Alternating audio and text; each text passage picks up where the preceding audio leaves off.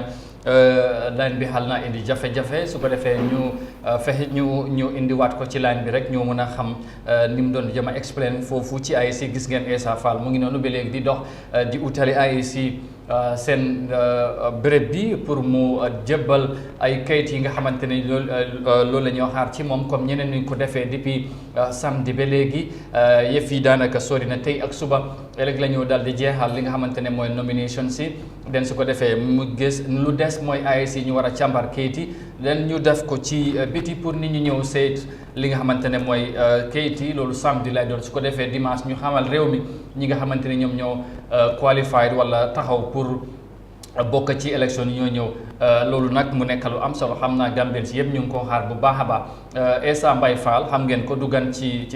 réew mi ndax ku wax Essa sa xel dem si TRRC bi nga xamante ne def na ci liggéey bu am solo moon ñaan yaa ngi ci doon wax lu am solo ñu baal rek nga continuer ci li nga xamante ne mooy fi nga yemal. waaw Amadou comme nu ma la ko doon di waxee rek Essa mu ngi noonu gis nga ko dugg si na fi nga xam ne mooy si AIC pour war a dem jàkkaarloo ak Alieu Mamane Ndiaye wax nga ko si gannaaw léegi Essa Faal nekk na koo xam ne si réew mi kenn du ko jàmbat wala ñëpp xam nañ ko because li ko may opportunité boobu mooy Amadou yow wax nga ko léegi muy TRRC bu nga xam ne amoon na fii si réewi Gambie si diiru ñetti at boo xam ne daanaka si semaine bi ñeenti wala juróomi fan dina jàkkaarloo ak askan bi si télévision ba tax na xale yu ndaw yi sax xam nañ kii nga xam ne mooy Essa Mbye Fall loolu nag bokk na si sens yi nga xam ne ni yàlla defal ko mu bokk si candidat yi nga xam ne ni mun na dem si réew mi su bari kenn du laajte kii mooy kan wala anamu soo loolu moom am na sens boobu te loolu lu ko may ñu mooy liggéey bu nga xam moom amaloon na ko si TRRC si diiri ñetti at Amadou mu mel ni moom tam ñëw na ànd na tam ak ay militants yu bari ñëw pour defee ko comme ni nga xam ne noonu la ko yeneen partis yi doon defee waaye tam Amadou moom balaa moo agsi sax ñi nga xam ne ñooy NPP seen militants si sax ñi si bëri ñoom daanaka agsi neen sax fi nga xam ne ñoom tam foofu la ñoo seen mbër di président Adama Barrow mu mel ni loolu moom tey sax leen nemmeeku loolu because ñi si bëri balaa ñu doon gis militants yi beneen parti bi ñëw den gis ne daanaka ki war a njëkk a ñëw na ba dem waaye bii di nga boo ñëwee sax fi nga xam ne mooy fausse barrière bi sax di nga gis ne sax am na ay militant li nga xam ne mooy NPP ñu ngi woon foofu di xaar ñi nga xam ne ñoom itam ñooy seen mbër di président Adama Barrow wante léegi nag ki nga xam ne mooy Essa Mbye Fall moo dugg si noonu Amadou te xam naa ne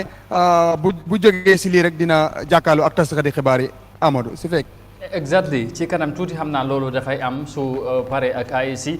li mu war a joxe bu ko joxee mu wax ak Gambien si of course taskat xibaar yi tamit am nañu ko laajte su ko defee yaa ngi wax ne dafa mel ni ñi nga xamante ne mooy militants NPP ak ñi war a ànd président Barrow jiitu nañ foofu waaye Essa Faal ci boppam mobilisation bi naka la mel ndax mbooloo bu takku ñoom ñoo ko gunge wala na yëf yi naka la mel. waaw ànd na ak mbooloo Amadou comme noo ko waxee rek xam nga nomination dafa bokk si li nga xam ne mooy élection te mbër yi dañ ko day waajal pour mun a dem dajeeg seen militant si pour tam ñi xam ne kii mbër la mu nga xam ne ni pare na pour dem élection te am na lu mu yaakaar ba dem élection because élection Amadou tam nag mbooloo si la bokk mbooloo moom si la bokk because mbooloo mooy tax nit falu kon ko mbër moo si gisee mbooloo rek mbër moom itam am na xelam dina dal tuuti si lii nga xam ne mooy élection bi soo ànd na ak nit ñu bëri waaye moom dafa mel ni nag kolo bu weex la tànn because dama gis ñi mu ànd ñëpp lu weex leen sol ba si moom ak ñu nekk si gannaaw yëpp ñu gis Amadou seen yére yi ñu sol lu si gën a bëri daal yére bu weex la Amadou te yére bu weex am na lu nga xam ne ñu bëri tàmm nañ ko te am na lu muy firndeel tam Amadou. waaw moom Essa Faal gars yi sax dañ ko dee wax ne dafa bëgg a changé ak solu moom sax wax na ko loolu daf ci moom la bokk loolu mu nekk li nga xamante ne mooy li am solo xam naa fu mu nekk ni dugg si na ci premises si mooy si maakaan fi nga xamante ne mooy AIC bala ñu ànd ak moom rek ak AIC nga wax ñu ci ground bi naka la mel tey tamit sécurité bi naka la mel ndax xam nga ne tey ki nga xamante ne mooy président bi moom ci boppam def war na faa teew mu nekk di incumbent te xam naa loolu dina utee xam xar kanam bi war naa ute ci wàllum sécurité xaw ma ndax loolu feeñ na fa jamono ji. jamono ji Amadou loolu feeñagu fi nu menoon juróomi fan si gannaaw noonu la men waaye xam naa ne kii nga xam ne mooy njiiti réew mi su nekkee di ñëw dinañ gis changes because moom rek ak sécurité rek mun neen wax ne mun naa ëpp sax li fi nekka kon su boobaa mun neen gis ne xar-xarami sécurité bi ñu fi amoon si juróomi fan yi ñu jox gannaaw mun naa soppeeku waaye right now li fi nekkoon juróomi fan si gannaaw setup bi ñu doon taxaw si bunta bi ak lu ñu doon taxawee si yoon bi dara ceeñu si xëy na si kanam nag kii di njiiti réew mi bu ñëwee ak gangaro moom mun na am si li fi ni sécurité bi mun naa ceeñ mun neen gën a mën a gis sécurité waaye loolu moom expect ne na loolu dina am because njiiti réew la te moom sécurité bi moo ànda daanaka soo ko xaymaa dina war a em ak bu nekk fii kon su boobaa dineen gis soppeeku si li nga xam ne mooy sécurité bi nekk si IEC but right now lu fi xewagu mooy ne li fi nekkoon si ay fan rek si gannaaw setup bi dara ceeñut loolu moo fi nekk ba léegi because ñu nekk si bunt bi ak ñu stand by ak ñu dee taxaw si kaw yoon ba yooyu dara ceeñagut fii loolu moo fi nekk waaye am neen yaakaar na dina ceeñ because kuy ñëw am na ñu muy àndal te ñooñu bu ñëwee bu yokkoo si ñii dina mel ni dina xar-xaram mi lii di sécurité boo nekk si IEC dina am soppeeku tuuti Amadou waaw. aja mu ngi noonu Essa Faal dal dina yegg si toog ci niñ koy gisee noonu ci screen bi mu ngi noonu ci kanami caméra yi ak microphone si xam naa léegi ñu bàyyi la rek moon ñang nga dem nekk ci leneen toppa Essa ak waxtaan bi ak yan kaddu lay fesal su ko defee ñu ànd ak moom ak IEC officiel si mooy kilifa yi jiite ko di Alieu Momar Njie ñu déglu leen seen jàkkaarloo naka lay mel comme ñeneen ñi nga xamante ne noonu lañ ko defee depuis nomination si door ba léegi am na li nga xamante ne loolu foog mu indiwaale ko ci ay kayit te gis naa li nga xamante ne mooy file si mu ngi noonu yore ko ak tamit ñi mu àndal gis ngeen ne mu ngi noonu mu ngi laal hand sanitizer bi ndax kap bu leen fàtte ne mbas baa ngi fi ba léegi te gars yi daal ñu ngi ànd ak serte yi ñoom ñu ñëw yëpp su ko moon ñaan ñu bàyyi la ba ci kanam incha allah. Baara Amadou jërëjëf si kanam waaw jërëjëf ñu bàyyi la ba ci kanam su ko defee ñu dem ci dex bi ci kanam tuuti ñu jokkale leen ak li nga xamante ne mooy IEC ak Essa Faal gis ngeen ne toog na ba pare léegi du yàgg dara gars yi ubbi waxtaan bi seen diggante Binta interestel ne Essa Faal yegsi na. sansa bi macha allah ànda sonna si loolu moo gën a am solo parce que dafa mel ni tamit moom tamit ànd na ak mbooloo ñoo xamante ne ñoo ko gunge te lii rek moo am solo leen déglu rek gars yi lu ñu am pour wax media bi after su sommité paper bi mun naa am dina am lu bari lu ñu war a wax parce que there are many questions yoo xamante ne answer guñ ko so mun naa am media bi tamit journaliste yu fa nekka dinañ ko laajte yooyu noonu ndax ñun tamit ñu mun a understand incha allah ci kanam tuuti tamit nañ leen xamale ak Essa Faal wala gan lañ koo xamale xam naa ne xam ngeen ko te tamit gis ngeen bu yàggul bu mu sampee ndëndam coow li bari na ndax Essa war na cee bokk war na waru cee bokk ak yu mel ni moom nag leeral na taxawaayam foog naa ne ñëpp xam nañ ko ndax dina ko gën a leeralaat tey nañ xam déggee ci moom ci kanam tuuti ak tamit lan la amal réew mi nana ci ñëwaat xam naa ak yeneen mun na am dina ko fesal bu pare jàkkaarloo ak IEC su ko defee ñu dem ci IEC dex bi ñu ànd ak ñoom gannaaw Essa Faal bu mu toogee ak ñoom mu ngi noonu ñu ànd ak ñoom déglu waxtaan bi nu moo demee wala seen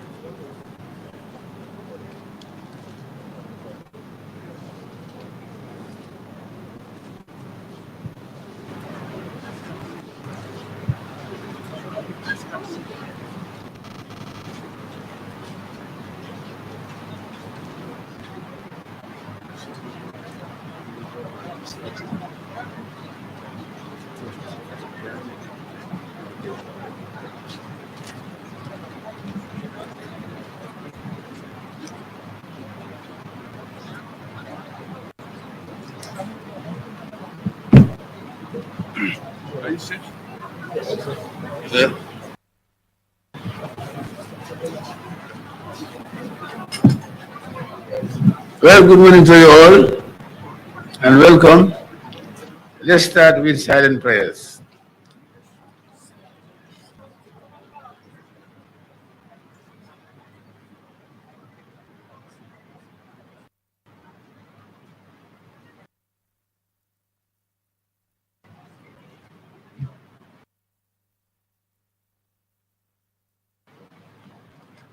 Well, Honorable Fad, welcome.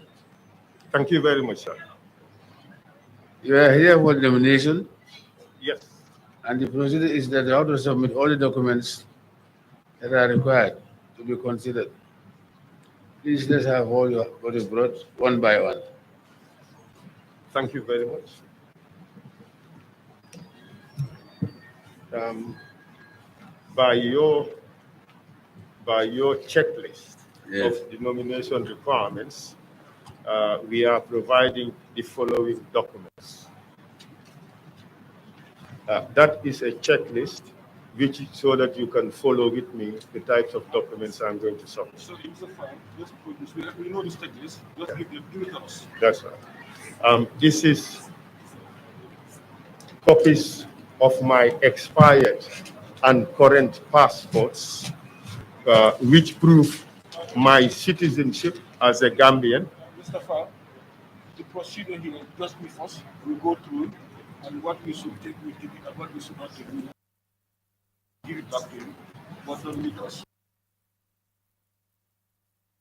That's good. Thank you very much, sir.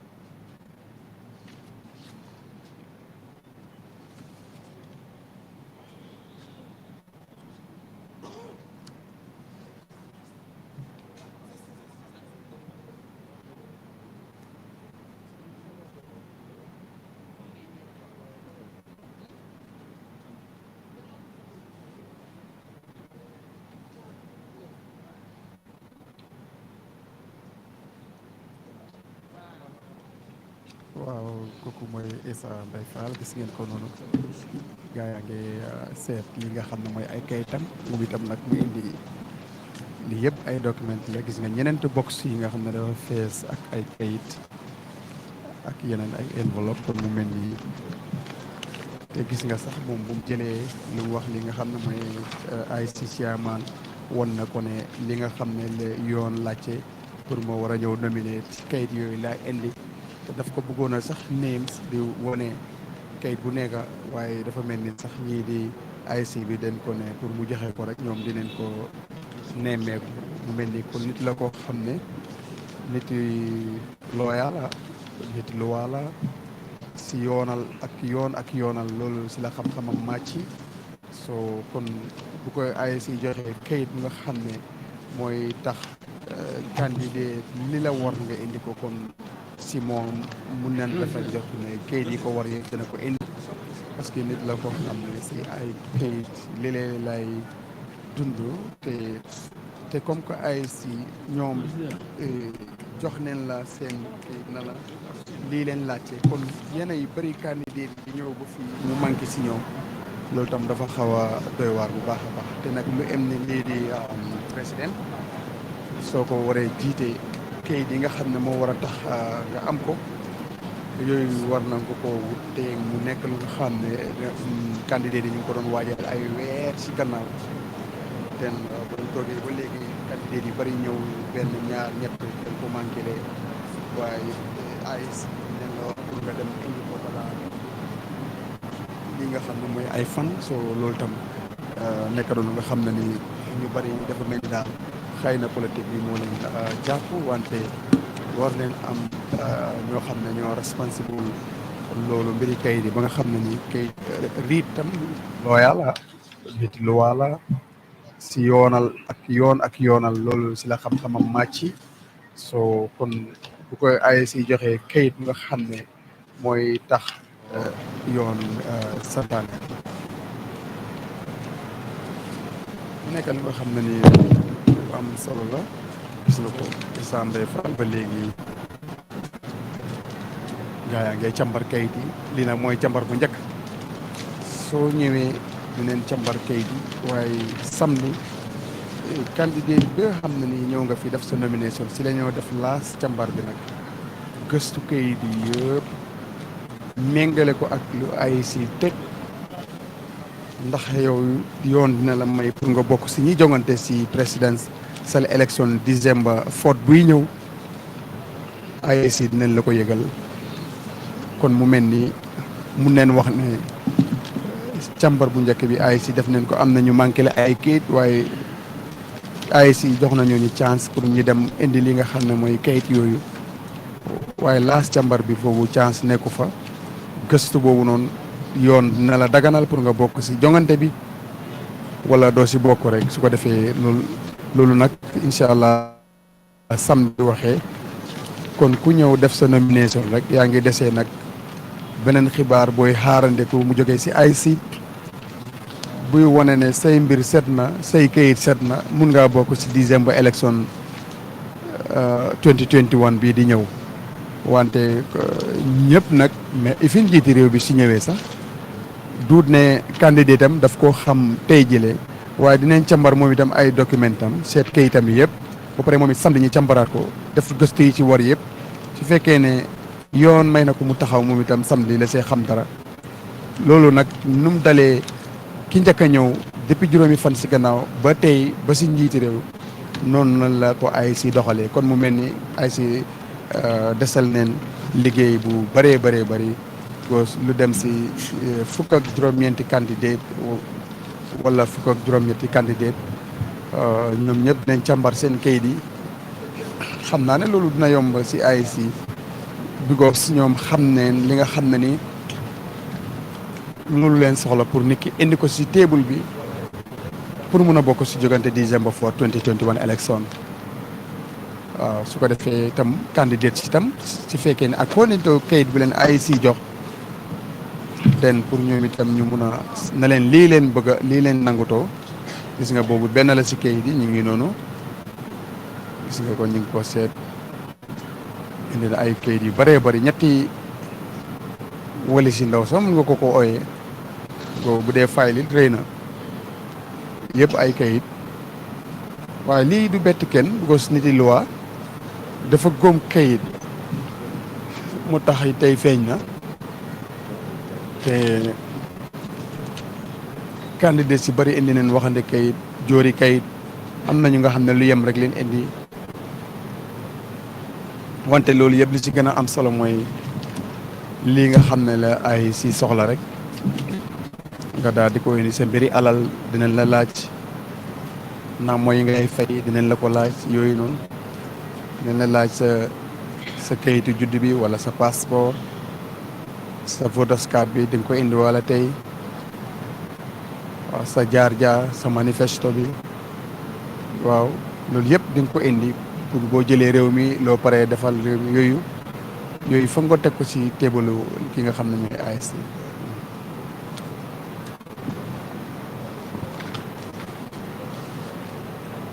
ñu ànd ak Aliou Mamane Ndiaye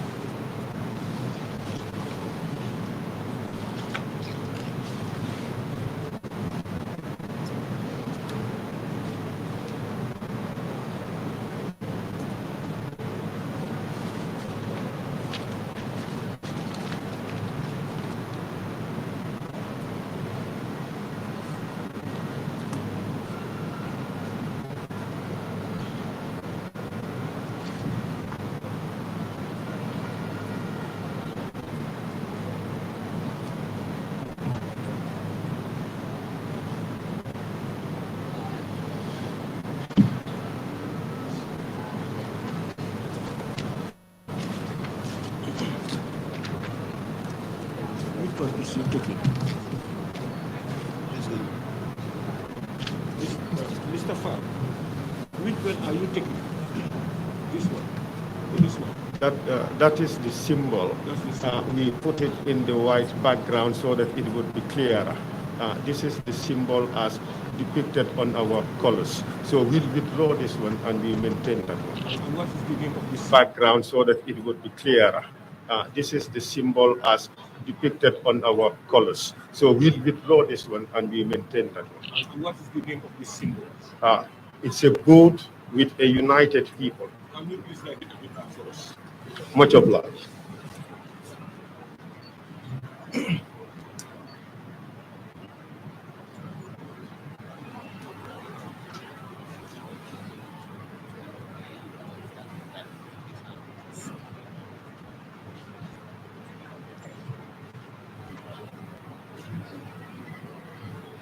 One Gambia, one people, one destiny.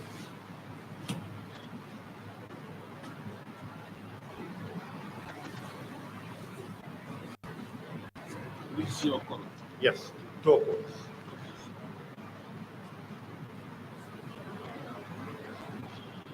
The card itself. How the card itself?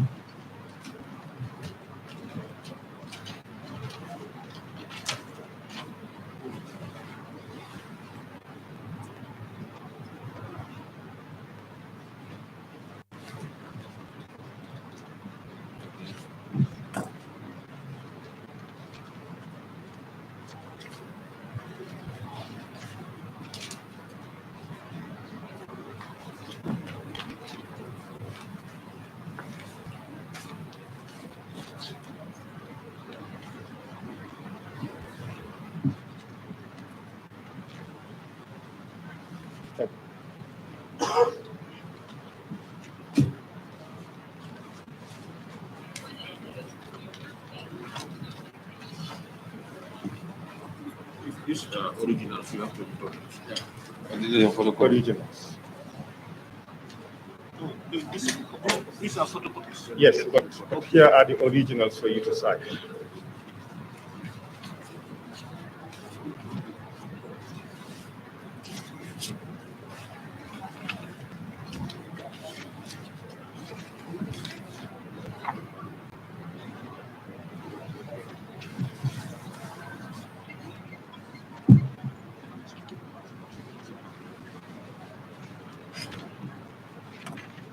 From wherever you may be watching us, you're watching the live nominations of the 2021 presidential nominations coming to you live from Shin House in Carnifing East. And we're giving you all the latest details and all that you need to know about today's nomination, being day 5 of the nominations. And the first candidate who is submitting his documents to the IEC is Esambai Fall, the former TRRC lead counsel. The TRRC lead counsel, after finishing his contract with the TRRC, joined the political race, the 2021 political race, and he is expecting to be elected come December 5th. Today he is nominating, and after his nomination, we'll be expecting the president, who is leading the National People's Party, NPP, at 11 o'clock. So that's the current situation, and anytime from now, he would leave the nomination ground with the IEC chairman, Ali Momorinjai, and his team, and he will join the media in a short press conference, and we are expecting a lot from him today, like other previous candidates did. And yesterday we had very interesting programs from the PDOIS leader Halifa Saleh, and equally as well other candidates who came to file in their nominations. And we have had it clear from the PDOIS leader Halifa Saleh, who said yesterday that this year's election is going to be his last political battle, is going to be his last political contest. So he is calling on Gambians to vote for him, and equally as well, he has mentioned that there is no better way of doing it, as I know it as a lawyer. It's normal for legal practitioners to depose to a document, and then you attach the document that is being deposed.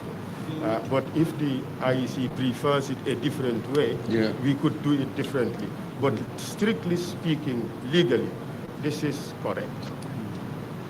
Actually, what I can tell you is this is what we go by. Okay. So please take it for that. So we have up to tomorrow by 4 o'clock. So we ask people, guys, before we leave, tell one of you guys to come and take it, and then we go to the DPA to put their seal and stamp there. Much obliged. We would do as the IEC requires. It's already filled. Everything is okay. But just to the IEC.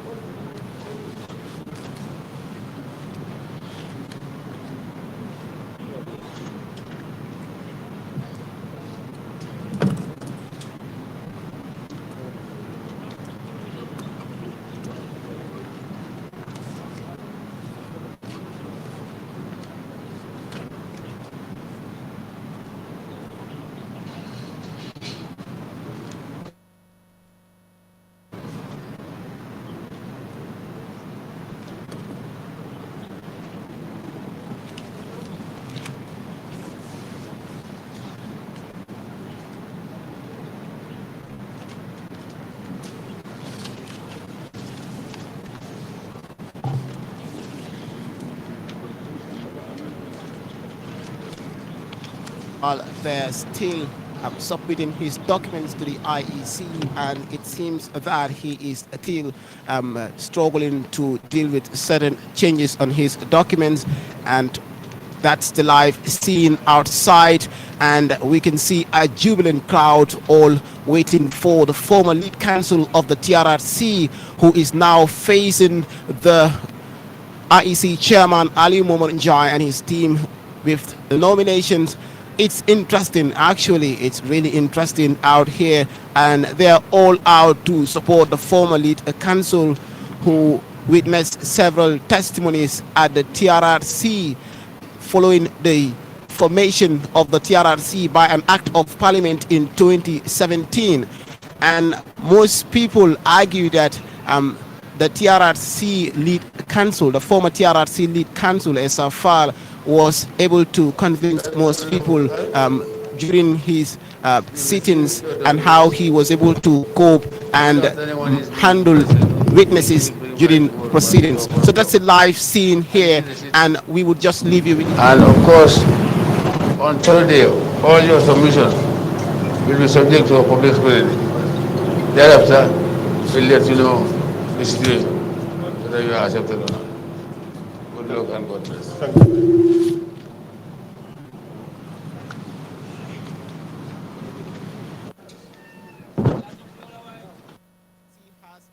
The documents of Esam Baifal, formerly counsel, and shortly, and we can hear his fans shouting and clapping. So it's a wonderful moment out here, and that's the live scene from Cardiff East Election House. We've seen several party supporters of the former lead counsel of the TRRC. In the name of God, the most gracious, the most merciful. Today is a historic day.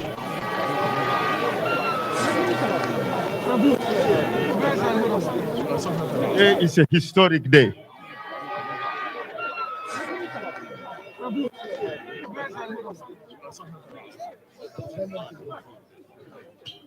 Today is a historic day. It is historic for several reasons. The young men and women of this country are speaking loudly. They want change. Everywhere around the country, people are chanting about their pain, about their distrust of this government, about their dissatisfaction with the terrible state of this country. And that is why I'm standing here today, to stand for those loud voices of disenchantment. It is also another historic day because I have never seen such low play in politics of this country. I never thought I would witness a day in which democracy would be shackled by a very unpopular government. Wanting it buried, but the Gambian youth, young men and women have refused. We say no. And come December 4, we will show you, we will bring you down, and we will ensure change in this country. Come December 4 would be the beginning of the new dawn and the real dawn for this country. The youth of this country, both men and women, have been longing for this. You think you have spoiled our nomination? No. You may have dampened what has happened here today, but you have strengthened our resolve to make sure that come December 4, we change this government and start the rebuilding of this country. I thank you very much.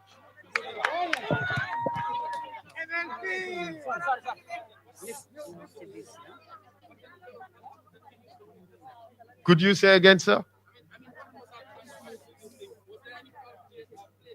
Of course, it is palpably obvious. It's well known everywhere. We knew for the longest time that there was this plan to sabotage our nomination. And they have been sabotaging us from day one. We've beaten them in Banjul. We've beaten them at our nomination. We've beaten them at buffer zone. We've beaten them at Birkamaba. We've beaten them at Gambisara. And they know no better. They know no better than to sabotage. We had contracted the Gambia Transport Union at Birkama, and we paid for 200 minivans. We ordered another 53 minivans and another further 23 minivans. You know, guess what they did? They went to the garages. While these people are preparing to go, they came and paid double the money. So that the drivers would refuse to transport our people. And they succeeded. It's NPP, it's quite obvious. I am a man of truth, and I never hide the truth. It's only the truth that would save us. And it doesn't matter who decided it. I am very disappointed. I am disappointed not because we have fewer numbers than we planned. We were going to blitz this place with 24,000 chanting young Gambian men and women. 24,000. But they could not stand that noise because it would be deafening IAG. They wouldn't accept it. And then what did they do? They tried to scuttle it. We sensed it and we asked the IEC to allow us to change our time. But that request was not accepted. Crowd doesn't matter. If it mattered, we wouldn't be here. You know what? They can prevent the crowd from coming here, but they cannot prevent them from going to the voting booths and cast their ballots. There is nothing they can do about that. They can dampen our spirits today, but the love holds like fire. They cannot stop it.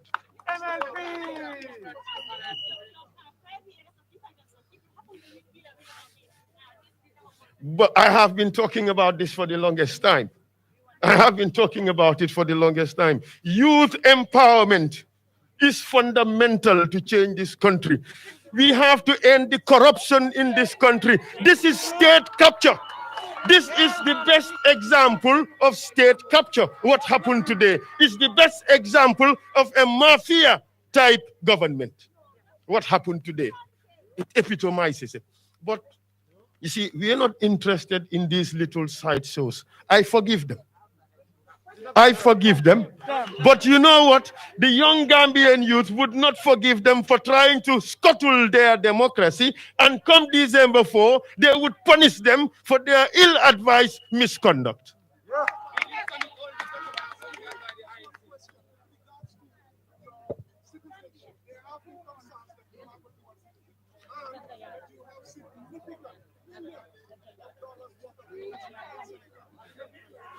Look, it doesn't matter how much money I have and where it is. You know, that is my personal concern. It's no business of yours that I have some money here. I have done my assets declaration. Yes, I'd be happy to do so. Look, if I am elected into office, I am going to be an anti-corruption president. And let me tell you something. If Gambia continues in the direction it is going, many more Gambians would abroad and not invest in Gambia. You know why? You know why? Our country is listed as the second worst country in the world to do business. Who would want to bring his money here? That is why I'm running for president. I want to change it. Not just for me, but for all Gambians in the diaspora. I want to change it for every Gambian who has the opportunity to invest. I want to make this country a safe and a good place and a competitive place to invest. Well, if I had dual citizenship, wouldn't I stand here and renounce it? That is the most nonsensical accusation I have ever seen, because it makes no sense. Just imagine, what would a Senegalese citizenship do for me that Gambian citizenship cannot do for me?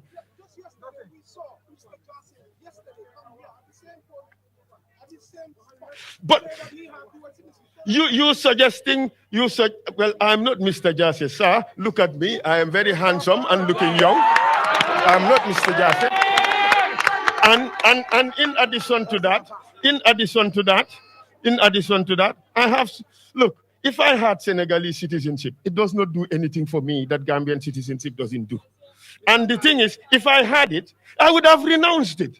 It's a simple thing. Thank you very much. My time is up. So thank you very much. Well, the rules are the rules. Thank you very much. Thank you very much. Bye-bye.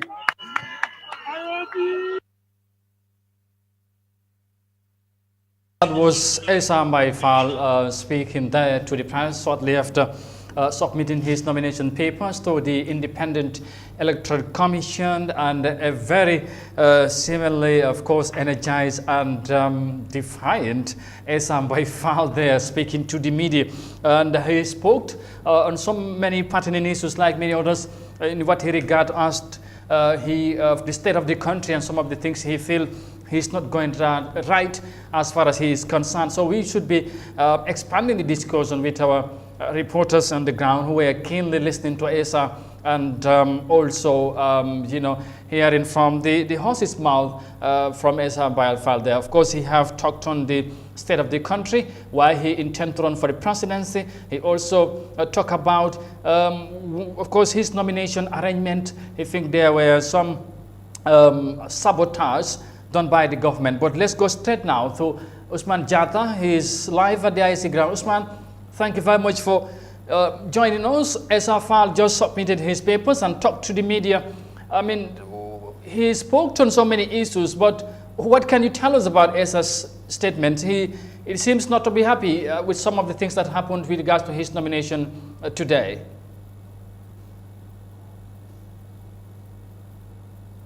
Edition. Usman, can you hear me? And I can tell you that Yahya Jammeh has just blown the whistle with regards to the NPP's interruption of their nomination here today at the IEC. According to the former lead council, he has beaten the president's National People's Party in Banjul and in many other places. And today they are coming for their nomination in the election house, and they are plotting against them to make sure that they cut their numbers down. This, he believes, they are doing it all just to bring them down, but he has equally as well indicating that they are not relenting, and come December 4th, December 5th, the Gambians will punish the Barrow government for doing such a thing and embarking on such an activity. Indeed, and he also spoke on the state of the country, and according to him, this is a historic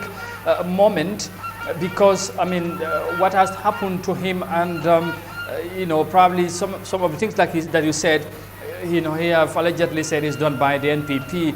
in sabotaging his nomination arrangement today. But he talked about the issue of the young people, and he think youth empowerment is what would transform this country for the better. Absolutely right, Amadou. Mr. Fall is very concerned about the empowerment of youth of the small West Africa. As former lead counsel of the TRRC, he has seen several testimonies from youth who have suffered from human rights violations and abuses during the 22-year rule of former President Yahya Jammeh. And this is one thing that has motivated him, and he believes the youth of the country should be given the chance, should be empowered, should be employed in different sectors. They should be handling their own businesses to make sure that the country moves forward, to make sure that the Gambia moves on. And equally as well, this is all part of his drive for system change. And system change was one of the main things he emphasized on as previous candidates who came for nomination did. And this is one thing he is very concerned about, and he made that promise that come December 5th, if elected into office, if elected as a president of the Republic of the Gambia in 2022, he is going to make sure that he bring system change, and equally as well, he made mention of the level of corruption in the Gambia, and which is significantly affecting the country's development. Yes, the former lead counsel during his declaration to run for the presidency said he is the best candidate for the Gambia for now, and today as well it seems as he reiterated that, saying or expressing his confidence of winning the December 4th elections that would bring the ultimate change that he is looking for, or Gambians are yearning for. Is if his words is anything to go by, well, it seems he is so much confident, and in that line he also explained the issue of his citizenship. Many think he has a dual citizenship, and that did not go down well with him. Okay, interesting, Amadou. As you said, with regards to the issue of the citizenship, he has made it clear if he had double citizenship, he would have made it clear to people that he had double citizenship, and this was his argument on that area. With regards to his confidence to win in the 2021 presidential election, he has indicated that come December 5th, he is going to win the election. And according to Mr. Fall, this year's election is not about crowd, as stated by the GMC leader. And in the previous days, Ahmed Fadi, who equally as well said similar sentiments, that this year's election is not about crowd. So Mr. Fall believes his words are good enough to convince Gambians who form 60, who out of 60, more than 60% of the country are youth, and he believes those youths are going to vote for him to come December 4th, and December 5th he is going to be elected as a president of the Gambia. Indeed, and he said he's young, good looking as he is, as he said, he is so much confident of winning the December 4th presidential elections. And one thing also he talked about is the issue of corruption, and according to him, also Gambia is not attractive for business at this moment. So that has to be because many think also Eyeafrica is not investing in this country. So why is he getting the money to get his politics? And he have also explained that or said something about that as well. Indeed interesting, Amadou. As you know, Mr. Fall has been involved in the legal fraternity, in the legal business for so many years, even prior to being the lead counsel of the Truth, Reconciliation and Reparations Commission, the TRRC. He has been working at the ICC and working as a lawyer for victims. So I think it will be a surprise for him if one is to question his money. I think that is something that should be very clear, and I believe at some point some Gambians believe that the Gambia needs a politician like Eyeafrica, who has the money, who can invest into business, who can make sure that businesses are set up and investors come into the country to make sure that the country thrives, as comparing it to what is happening now with the spike of basic food commodities and the like. So many believe with Eyeafrica, he is the solution to the Gambia's change, which he himself is very concerned about, making sure that there is system change in the country and fighting corruption in the country to make sure that the country is developed come December 5th. All right, probably just before we switch into other languages also, it appears like he said, the young people are calling for change, and it appears that, or it looks like, most of the people that accompanied him are young people. Does that mean, he's on the right foot, and has he believed that the young people are definitely behind him to bring the much needed change, as he claims in the December 4th presidential election, as he vows to end corruption in this country, but so also to empower the youth of the country? Indeed interesting, Amadou. For Esafal, this election is for the youth. It's about the youth. That is what he believes, and this is what most other politicians believe. Like Dr. Ismail Sise of CA says so. He equally said this year's election is about the future generation of the Gambia. So they all believe in youth, and they believe with the number of youth, with the percentage of youth, which accounts for more than 60% of the country's population, they would dictate, they would have influence, they will have impact in this year's election. Come December 4th, they would make that decision, as they have the power, as they are the electorate, and they have the discretion to choose a new leader who would lead them come January 2022. Usman Jatha, thank you so very much for that, of course, great explanation and digesting some of the things Esam Baifan have said. The former lead council formally presenting his papers to the Independent Electoral Commission, but also speaking to the media and of course on some of the things that he wanted to tell the Gambian people. Interesting times ahead, but we'll come back to the IEC in a moment. Binta, finally, Esa Fal, as expected, has filed in his nomination papers. And yeah, tell us a bit about Esa before we would, of course, come back to what he was saying and go back to talk or maybe Nene if one of them is on the line. Okay, thank you very much, and that was a great analysis there by Ms. Manjata and our very own. Esa Fal is a Gambian international lawyer who is a defense counsel at the International Criminal Court, that is ICC, and a senior partner at Esa at Fal & Co. Fal led the prosecution of the Darfur Criminal Court, investigations, and as a lead defense counsel for a number of other cases. In 2018, he was appointed as chief prosecutor at the Gambia Truth, Reconciliation and Reparation Commission, the TRRC. Fal holds an LLB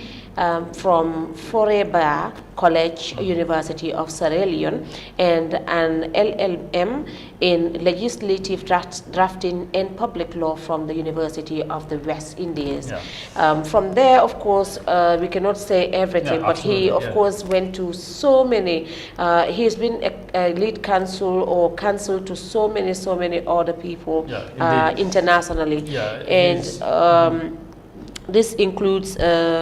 of course, Kenya and other, of course, Gaddafi, Libya, and so many. All right, interesting. I think we will probably come back to that later on. But I want us to go to the IEC again and speak to our team on the ground. And Janet Bojam Binta is on the line, so you can talk to him as to what is happening right now and some of the things Esafal also have just said. Great. Nene Bojam benum barala ba fole ho, of course albedo ku nyimalaje. Na moyle Esa Fale mi for, of course, biring apparator ala submission wala ay kuma dantalu foje malo fay sa mol maninka viewers people fanang enlighten comme ay kumol mil dul foje ba. Thank you very much, Baraka Bake Binta Jallo and Amadou Kante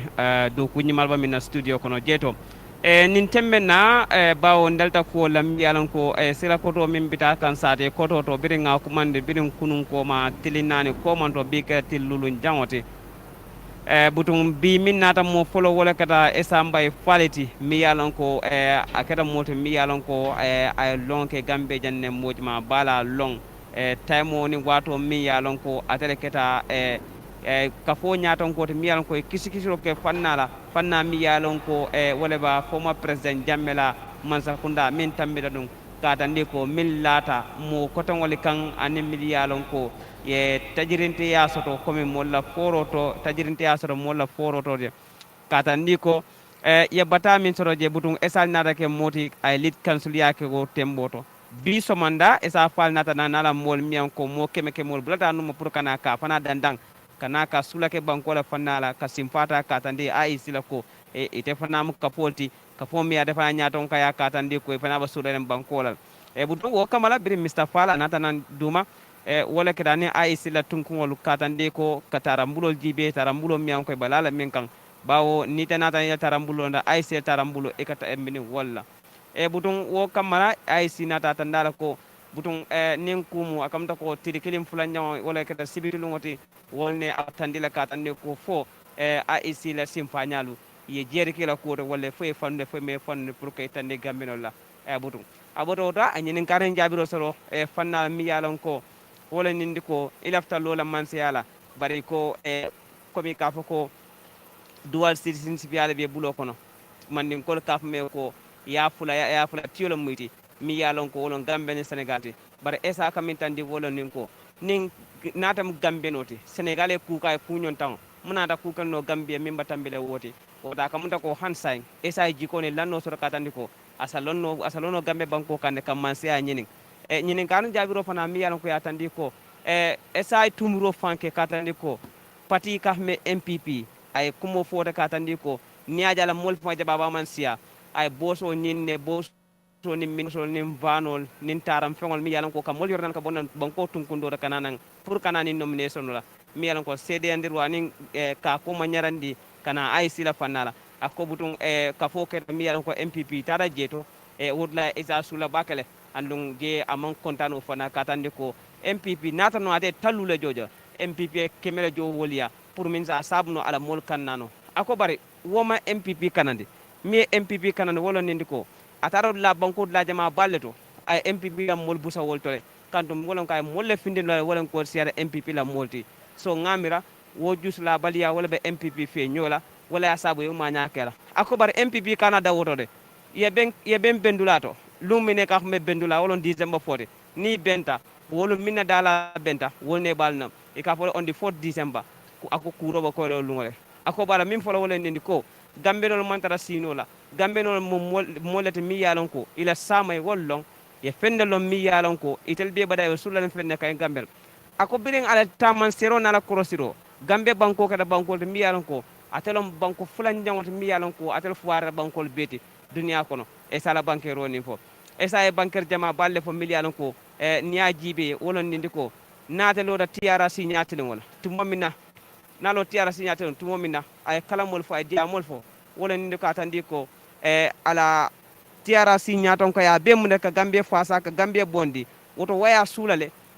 fo kenya la mi yalon ko ata siron pour ka gambe jibe wonyama barasa min kere wala ko afana ka fu molla ka dabula molla nyo sabo kono pour ka banko nyini e say nim banke binta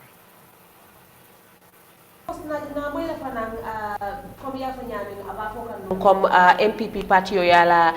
naje sabotage le wala tinna of course nyantan mo minul be nate la min tata for 24,000 supporters min nyal ko wala nyantan no ka no makana inauguration la imanna fo ya mira nyi mu kumolti ni yalon ko asotota ite mu ne karawoto fo nyin ketale ban famanke etala miroto binta ni mo fenet mi yalan ko momoni la miro lom bari esa e kumol le fo mili yalan ko komi intel maaje ma amanke nyala bari komi mim ko to wolo nenni ko bi pati mi yalan kay kodo soto to nyala esa ken wole bawo inteda madama at this moment right number tembo mi do tanting aba jarne fengo bel nata non komi intel nyanta ka tambi wala intel nyanna ka nyaton kaya woto banna buntu ngo konkonnale pour ngaaje ko haman ko min de lafta minna wosake so natar non comme MPP e wosoto o kodo soto MPP bela interest le fe i bela hajo le fe i bela nomination le lafta wala pour at least ko i lafta minne woke comme man ni ngol ka me ko la mobe ka fe la bore tim nite ko ba fin ka kenne nite ko ba ko ka kenne wala ba fin fana ka kenne akam to ko nin ko abada ma aba bankel to nimba luterol to ni wom kulete mi yalan ko isi sa mira nyaawo nyaama MPP wota korrala pour ko kodo bondi kaje ko itel lafta wala because nga kibaro fana soro wala nindi ko MPP e molle soto midialan ko e bo fanala katandi o molla ko alta nale moto je dawoda to alni moto tiole diamale nana ngela advance o dila asakeno ninkeda molle de miyanko esa mol me luwasi ni le fana mo kilon le luwasi bara sakeno ni le fana e ila advance o di duna o fana be sakeno le binta 4,000 supporters fana nati no nyindulan considering comme ça na akuma seta allo fulanyamba Okay, nene of course mbella fila minna dorong jandimbe tala nyato mbella fila le pour que nyinin ka situation no sciententing abe je nyaade le because nalo nako MPP la nyato ko wala banko la president wote nyanta nala je pour fanan kala kaytol nati je sciententing situation no be nyaade le ali MPP ko je le fo iman na folo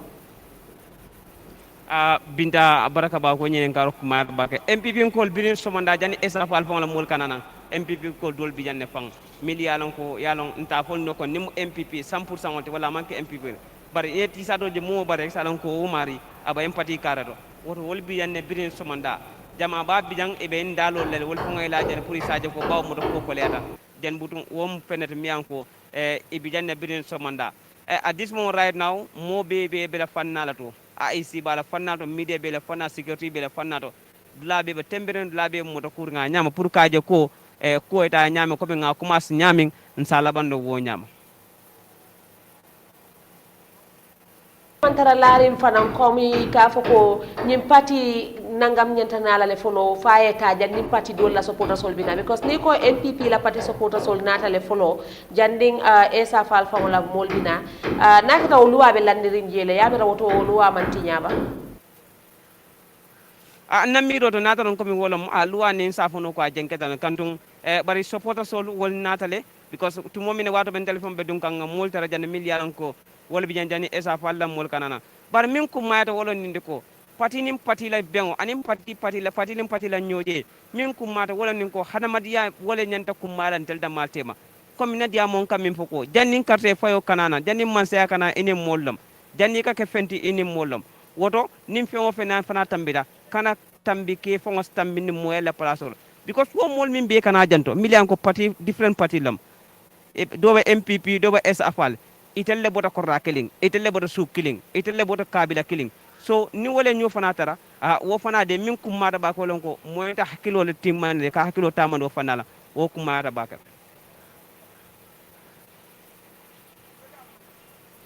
pour nasara hule view sol fana ya understand mu ne fo be keri ñindulant assalamu alaikum marin sonin ko o da ko nangir Eyeafrica TV dingira kebe ga ko ci sede ka gore kebe di gatina da AIC lenki soxba lenki ane bita karagantinga o gari wurele kere ko odo soron kacha na soron ka hay humbeni interesting ko ha menteng nani ga jamane ke utun ko tanadi na dange dingira tanadi aga mo gombe ho sere su dembe tina ko kan kata ngalla way angalla way alla ta ko nan kompenno alla ta ko kan no kon ka ambaka jamane le munya nampai inga nampai igar siken kitan digati ke keni sere humbe akata daga na awra jamane ke daga na aketa aga wana gambe no nyakiten no kon kena hiyai humbe ahim mo to anke nganya mo su dambe da angale tenga jamane anga bogo dinken kenyam poso annanyi taxunu jamane le ma xuna kunna humbe na tamuno hilen kenya osun ka hime ona jamane ke golli kenni menta ngenya angana jamane ke golli anga mbere ma xumbaka kenya di soronan tunu kenya di ka gambe mo sula sere be anga nyi taxunu kanya no gonde wala anga nyi taxunu kutana da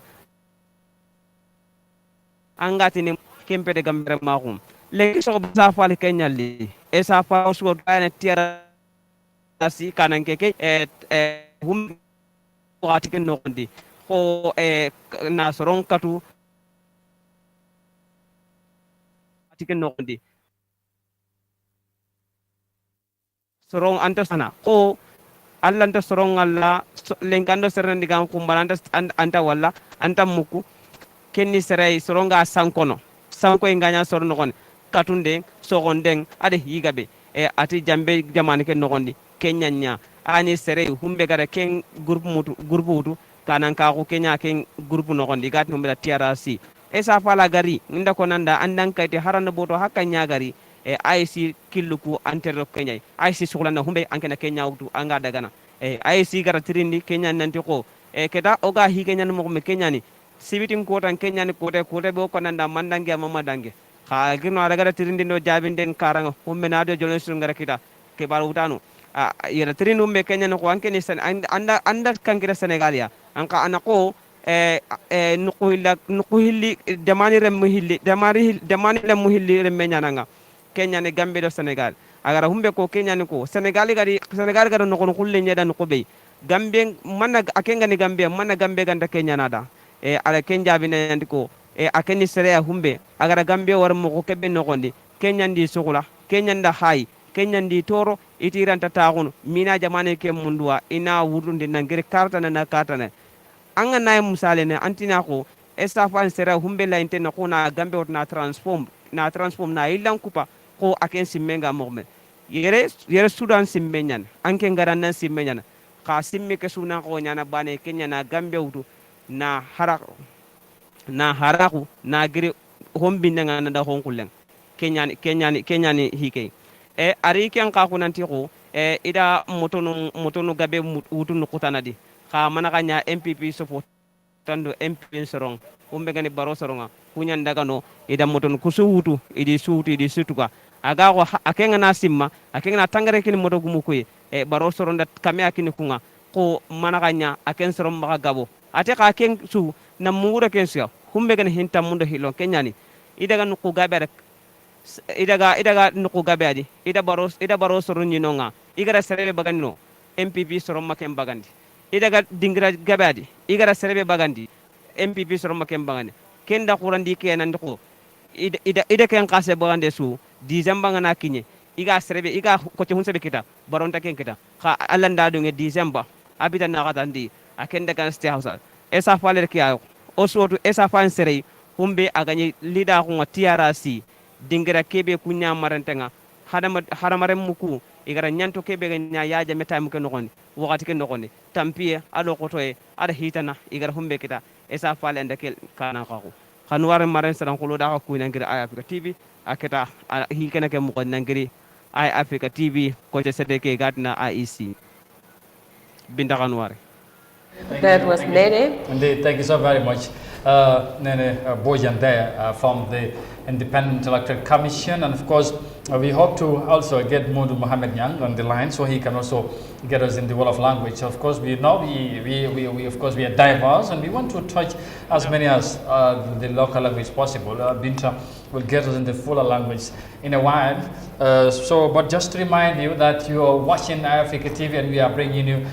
live coverage of the nomination. Of course, ongoing nominations at the Independent Electoral Commission in Carnifing, and we have just watched Esam Baifal submitting his nomination papers, but also talking to the media shortly after, whereby he's talked on the state of the country, his plans for the country, but why he intends to run for the presidency, and some of the things he also feels has not gone right with him with regards to his nomination. He feels somehow hard done by the NPP with regards to his plan or the plan they had for the nomination. So interesting times ahead. He talked about monetary issues, his citizenship as well, and all that, but probably we'll get to discuss more of that later on. And again, next to follow is of course NPP, APRC, PPP, and the NRP Alliance, and other parties as well that are in the coalition, and President Barrow, who is the incumbent,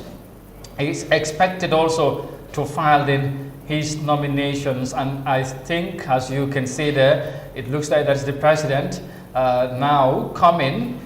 towards the Independent Electoral Commission. He should be escorted by his party supporters. So this is where he started in Banjul, the capital city. So he's leaving Banjul now to come to the IEC. Interesting moments there. This is what Eyeafrica can do. You see, the president is in Banjul. He's been waved by several people who are standing on the street. And I know what we understand is that the NPP and other people that are in the alliance are gathering at Steen Corner to wait for the president and to escort him at the IEC ground. And of course, as you heard also from our reporters, well before Esam Baifal arrived, there were already some NPP and other party supporters at the IEC, waiting for the president to arrive for his nomination. So interesting moment. Binta mu ngi noonu ñu ngi xaarandi njiiti réew mi mu ngi soog a génn si Banjul noonu gis nga ko ak li nga xamante ne mooy escorte li mu ànda convoy bi ñu ngi koo xaarandi su ko defee loolu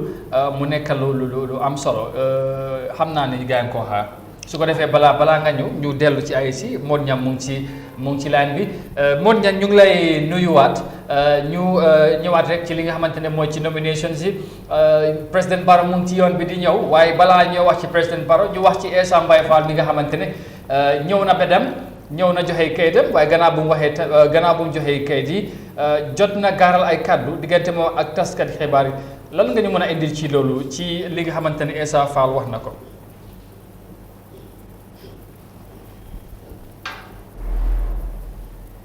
Modou Niang ñu béréb bu nga xam ne foofu la ñoo defee nomination bi Amadou kii ku fi jógee muy Essa Mbaye Fall moom tam def na li nga xam ne mooy nomination ba pare dem na ànd na nag ak ay farandorom yu bëri ak ay militaires yoo xam ne bëri neen bi nga xamee ne nag jëbal na kay di li nga xam ne ñooy AIC ñëw na jàkkaarloo ak ñi nga xam ne ñooy taskati xibaar yi Amadou waxtaan ak ñoom si laaj ak tontu dégg nañ si biir wax sax muy wax ne ni laaj nañ ko ndax karawat bu mu indi ndaw na ak yooyu noonu li waral mu tuuti itam wax na ko ne doon na deal ak ñi nga xam ne ñooy transport union waxoon na ay oto yi nombre oto yu bëree bëri yoo xam ne waxoon na ko ak ñoom wante da gis na ne am na ñeneen ñu dem bu fekkoon ne den dabul fay ñooñu te nag driver yi wax dëgg yàlla ku si ne tam sa interest ngay wut gars yi daal di dabul fay yi nga xam ne ni driver yi daal di leen génn dem ñi nga xam ne ni ñoo leen fay lu ëpp lu leen ñi la fayoon bu ko taskari xibaar yi laajee ñan ñoo def loolu moo def ne ñii di NPP ñooy ñi nga xam ne ñoo driver yi mu waxatoon wala moto yu bëri yi nga xam ne waxatoon Bansang Brikama ba gox yu bëri dana daal price yi ñu waxoon te ñoom biñ ko xamee den daal di yokkal li nga xam ne ñooy driver yi bu ko defee driver yi ñëpp daal di babbeeku jëmale ñi nga xam ne ñooy waa NPP yi because tam foofu la koom di gën a bëri te réeréw la mbir waaw dama bëggoon a wax rek Modou Niang xam naa ne Essa Fall am na lu bëri li mu wax te tamit dafa mel ni sax li nga doon wax noonu kontaan ci ni mu waxee ne noonu la mbir mi demee waaye xam naa nañ ñëwaat ci loolu ci kanam tuuti rek dama bëggoon ñu wax ci ki ñoo xaar président Barrow jamono ji mu ngi ci yoon bi mu ngi jógee ko Banjul li nga xamante ne mooy mu ngi ci yoon bi lan nga ñu mën a wax ci ground bi comme moom moo nekk njiiti réew mi Essa ñëw na ba dem foofu naka la mel ñu ngi xaarandi tamit ñu bëri war a ànd ak président Barrow fu mu nekk nii gis ne mbooloo bu takku mu ngi ci yoon bi yooni Banjul bi lan nga ñu mën a wax ci situation bi naka la mel right now ci AIC. réew mi moo war a jëw def li nga xam ne mooy nomination am bi te ànd ak ndiiraan la Amadou mbooloo mu bëri la àndal jógee ko fële de sitin koona nit ñi bari neen fa moto yi bari neen fa ndaw yi góor ak jigéen ñëpp a ngi fa soo fa demee di nga xam ne ponkal moo ñëw di def si li nga xam ne mooy nomination because li fa wàcc si doomu aadama bari na trop Amadou nit ñu bari pra bi fi nga xam ne mooy président Barrow gars yi di ko xaar because nit ñi bari neen fa bu baax a baax foofu noonu fi nga xam ne mooy sitin koona Amadou ok exactly foofu lañ wax ne foofu lañ war a foofu lañ koy xaaree su ko defee bu fa yegsee ñu mun koo gunge yóbbu ko ci AIC xam naa ne mbooloo mi dana nekk diggante Stinkoona dem ba AIC waaye fi nga nekk foofu AIC ndax gis nga fa am mbooloo mu yegsi ndax ñu ngi dégg ne am na ñi nga xamante ne sax jiitu nañ ko fa ba pare ak sécurité bi tamit naka la mel ndax jël nañoo xal nañoo yokka wàllu kaaraange gi tamit parce que la njiiti réew mi moom mooy ñëw. waaw Amadou ñoom foog ñu ñëw sécurité bi foog ñu ñëw right now ne sax am nañu si agsi te réeróo mbir sax ma ngi gis pick-up bu nga xam ne ni indi na toogu te xam naa ne toogu boobu mooy bu njiiti réew mi nar a toog ñu ngi ko doon wax fii keroog ma ne la xam naa ne si sécurité gars yi dañ mun a allowed toogu bu nga xam ne ni si la yeneen ñi di doon toog foog président bi dinañ ko indil toogu bu nga xam ne ni toogu boppam laay nekk pour mu toog fi jàkkaarloo ki nga xam ne mooy Alieu Momar Njie because of keroog bi nga xamee ne ni gis neen lii di njiiti UDP ñëw ànd ak gisee ko ay bagage comme mbëri rek nuñ dee def moom dafa amoon bagage gi nga wantayam bi les femmes bi nu menoon dafa mel ni ay xarxa foofa mu ngi fa woon depuis keroog maa ngi wax gars yi ne toogu bi wala toogu yi mel ni gëmuñ ne dinañ gis lii di njiiti réew mi toog si comme mu mel ni njiiti réew mi gàngoorom gi accident ñi nga xam ne ñoo amee kaaraange gi jamono ji moom mu ngi accident indil ko on toogum Amadou waaw absolutely président Barrow jamono ji mu ngi Denton Bridge di ñëw xam naa soriwul leen loolu waa gis ngeen sécurité bi noonu ñi ñoo jege président bi ñoom yegg si nañ ci IEC ba yaa ngi jéem a defar yëf yi comme noo ko waxee moon ñang fu mu nekk ni gis nañ sécurité bi ñu ngi jéem a seet mbir mi naka la mel foofu ci IEC ndax xam nga nag njiiti réew mi ñëwam ak ñëw ñeneen ñi foog mu wutee Amadou because moo nekk si bopp réew mi sécurité bi foog ñu def seen liggéey fu mu nekk nii comme noo ko waxee gars yi jiitu si neen ñu ngi dugg si li nga xam ne mooy biir aris yi di xool fen si di xool ruq yi ak ruq-ruqaat yi loolu yëpp kaaraange la because mook ñi ñëw def si nomination duñ benn bigoo moo nekk si bopp réew mi ku nekk xam na ne rek kii di président Adama Barrow buy ñëw dina utee trop ak ñeneen ñuy ñëw dina utee because moom tam 2016 moom bu mu ñëwoon di def li nga xam ne mooy nomination am tey sax yoon bu nga xam ne moom la ñëwee woon sax tey moom ñëwul yoon bi boobu moom mu ngi ñëwee sitin koona te 2016 moom mu ngi ñëwoon fi nga xam ne mooy ci boori Kanifing bi waaye tey mu ngi ñëwee bi nga xam ne mooy sitin koona de nomination teyam bi ak nomination 2016 bi utee na trop bu baax a baax bu ko jamono jooju mu ngi nekkoon si jamono ju nga xam ne Amadou jamono ju xawoon a doy waar la jamono ju nga xam ne ni sax time boobu nit ñi sax xamuñ kan mooy kii président Adama Barrow ku war a ñëw def si li nga xam ne mooy ne loolu nag ñi continuer si ba tey mu win élection boobu di élection 2016 ñëw tey di war a def nomination fekk ko mu ngi si bopp réew mi donte le outgoing président la waaye cëri président bi ba léegi mu ngi si moom moo tax ñëwam si biir IEC ak yeneen mbëri Amadou du mën a nekk benn dina utee waa Amadou waaw mu ngi noonu loolu nekkal ma am solo of course ñëwam 2016 ak ñëwam 2021 wuute am na ci parce que jamono ji comme noo ko waxee moom moo nekk ci donkaas gi jiite réew mi te ñeneen ñi ñëwee yëpp ak moom bosam daanaka gis nañ wuute bi sax ci wàllum kaaraange gi gis nga affaire toogu bi ak arrangement yëpp foog ñu jéem a changer yëf yi ndax moom place bu mu toog wala toog bu mu toog ñëpp ñi nga xamante ne tey jot nañ fee ñëw depuis samedi ba léegi ak ñu war a jekkali mbir mi suba ñoom yëg toogu boobu la ñoo yootu moon waaw toogu boobu la ñuy yóotu moo tax amul doon lu ñuy bett ne foog ñu indil ko toogu boppam because si mbiri cigarette yi gars yi foog ñu def loolu waaye yeneen candidate yi mun naa am ñoom du ñu àgg si loolu because moom sax last nomination 2016 bi mu doon def defee wuñ ko woon si biti fii si biir leen ko doon defee waaye fi nga xam ne ni foofu la nit ñi ñëpp doon toog moom tam ba mu ñëwee